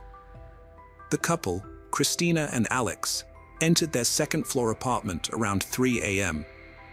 About an hour later, at 4 a.m., Christina made a call to her cousin, but she didn't speak. Instead, her cousin heard a man's voice in the background warning Christina not to call the police. The call abruptly ended before the cousin could gather more information. It remains unclear why the cousin didn't call 911 after hearing this. The police were able to piece together the crime's timeline thanks to the door sensors in the apartment, which recorded exact times for each door opening. The records showed that someone opened the door at 3:08 a.m. and again at 5:10 a.m. Around the same time, the system detected that someone had opened the sliding glass door on the balcony, which explained why the surveillance cameras didn't capture the moment when the man Christina met at the bar left. When the police arrived after Alex's call, they found Christina alone in the apartment, leading them to assume that the perpetrator had jumped off the balcony. Police sought public's help through media, releasing surveillance images of two men, Andre Melton and the one at Christina's apartment the night she died. In a surprising turn of events, Andre Melton, whose whereabouts were still unknown to the detectives, contacted the police himself. He confessed to stealing valuables from Christina, but vehemently denied any involvement in her murder. The police were perplexed by this unexpected call, as they were still unable to establish a definitive link between the theft and Christina's death. It was possible that this was all part of a strategy devised by the two suspects. It seemed that Melton's intention was not to surrender to the authorities, but to proclaim his innocence in Christina's murder. On August 26th, the police station received an anonymous call from a man who claimed to know one of the suspects featured in the released pictures. He shared a room with the suspect at a psychiatric clinic in Philadelphia. The caller revealed that the suspect had previously chased a woman in Love Park, Philadelphia, and followed her into the local family court building, where he molested her and became aggressive, shouting and causing destruction. The incident led to a 2-hour stay in a psychiatric hospital, costing $70. However, the suspect was admitted without being identified, as no one wanted to deal with him. The police were left with a mystery on their hands. The caller then provided even more critical information, stating that the suspect bragged about recently strangling a woman, taking great pleasure and satisfaction from the act. Upon hearing this, investigators strongly believed that they had found the killer of Christina Carlin Craft. The police station received another call from a man who claimed to be a relative of the suspect from Philadelphia. He identified the man in the photo as Jonathan Wesley Harris, who had previously served a prison sentence for robbery. Harris was released from prison on July 15th, just 5 weeks before Christina's death. After conducting a thorough background check, investigators concluded that Andre Melton and Jonathan Harris had no connection and had never crossed paths before. Therefore, the police ruled out any possibility of a link between the two crimes. Furthermore, the police gained access to Harris's phone records, which revealed that he had sent several messages on August 22nd. One of the texts mentioned that he had met an attractive woman and was planning to visit her apartment on August 28th. With this new evidence, the police obtained an arrest warrant for Jonathan Harris and deemed it crucial to apprehend him as soon as possible, as they were unsure of his next move. However, tracking Harris down proved to be a challenge, as he had left no trace. Investigators finally got a break when they contacted Harris's sister on August 29, 2018, and learned that he had recently purchased a bus ticket to Pittsburgh. Unfortunately, they discovered that Harris was already on the bus when they spoke with his sister. The police realized they wouldn't be able to catch up with him, leaving the Pittsburgh police as their last hope. It was essential to be in the right place at the right time to apprehend Harris. The police investigating Christina's death reached out to the Pittsburgh Law Enforcement Agency for assistance. They provided the exact time of the bus's arrival in Pittsburgh and sent over a photo of Harris. The fugitive task force then set up an ambush, blocking all potential escape routes, ready to apprehend the suspect at a moment's notice. Shortly after, one of the employees spotted the bus approaching. They allowed Harris time to calmly disembark, avoiding any sudden moves that might provoke a reaction. About 10 minutes later, a policeman intercepted him. I saw his eyes scanning, searching for an escape route, but it was too late. According to a Pittsburgh police officer, when the officer asked Harris to identify himself, he provided a false name. He was subsequently arrested and taken into custody at the police station. Detectives from Philadelphia traveled to Pittsburgh to question Harris. They requested that he recount the events of the night he met Christina. Harris claimed to have seen her on multiple occasions at bars and nightclubs in Philadelphia. Christina Carling Craft was struggling to adjust to her new life in New York, which had drastically altered her daily routine and environment. As a result, she would frequently visit bars, cafes, and nightclubs, but she was always by herself since Alex was constantly working and she had not yet formed new friendships. It was common for men at these establishments to approach her, taking advantage of her solo status. Harris was one of those men. Harris claimed he was drunk and high on illegal drugs when he met Christina. They had a drink, then went to her place, where they drank more and had consensual sex. Harris demanded $1,200, but Christina refused, sparking a heated argument. Harris said she hit him with a wine bottle, so he hit her back, causing her to fall. When she tried to call the police, he strangled her with sweatpants until she passed out. Jonathan Harris's story had inconsistencies. A toxicology report on Christina's body found only alcohol, contradicting his claim of a single hit. When confronted, he admitted lying. Initially, Harris denied involvement, but later confessed to beating her, saying, "I panicked," and covering her because he didn't want to see her. When the trial began, Harris, despite having confessed to the crime, pleaded not guilty, like many other criminals who later retract their confessions. However, the investigators had assembled a substantial amount of evidence, making it difficult for Harris and his lawyer to build a strong defense. They anticipated a sentence of 22 to 40 years for third-degree murder and attempted to avoid a life sentence. Nevertheless, the prosecutors presented overwhelming evidence that convinced the court that the crime was premeditated. During the trial, the court heard testimony from a man who had shared a room with Harris at a psychiatric clinic.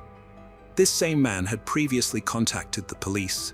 He revealed that Jonathan Harris had earlier confessed to him, stating, "There's nothing like squeezing somebody and feeling the last breath leave their body." In August 2019, Judge William R. Carpenter sentenced Jonathan Wesley Harris to life in prison without parole, plus an additional 22 to 45 years. The judge added the extra decades to ensure that Harris would never be freed, sending a message to future governors or pardon boards.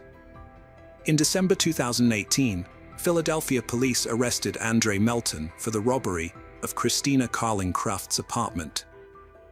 In March 2020, the court sentenced him to 1 to 4 years in prison, followed by 3 years of consecutive probation, which means Melton will be under court supervision for a total of 7 years. Before learning his fate, Melton said, "I would like to apologize to the family for any grief or pain that I caused. I am not the bad person the district attorney is trying to make me out to be."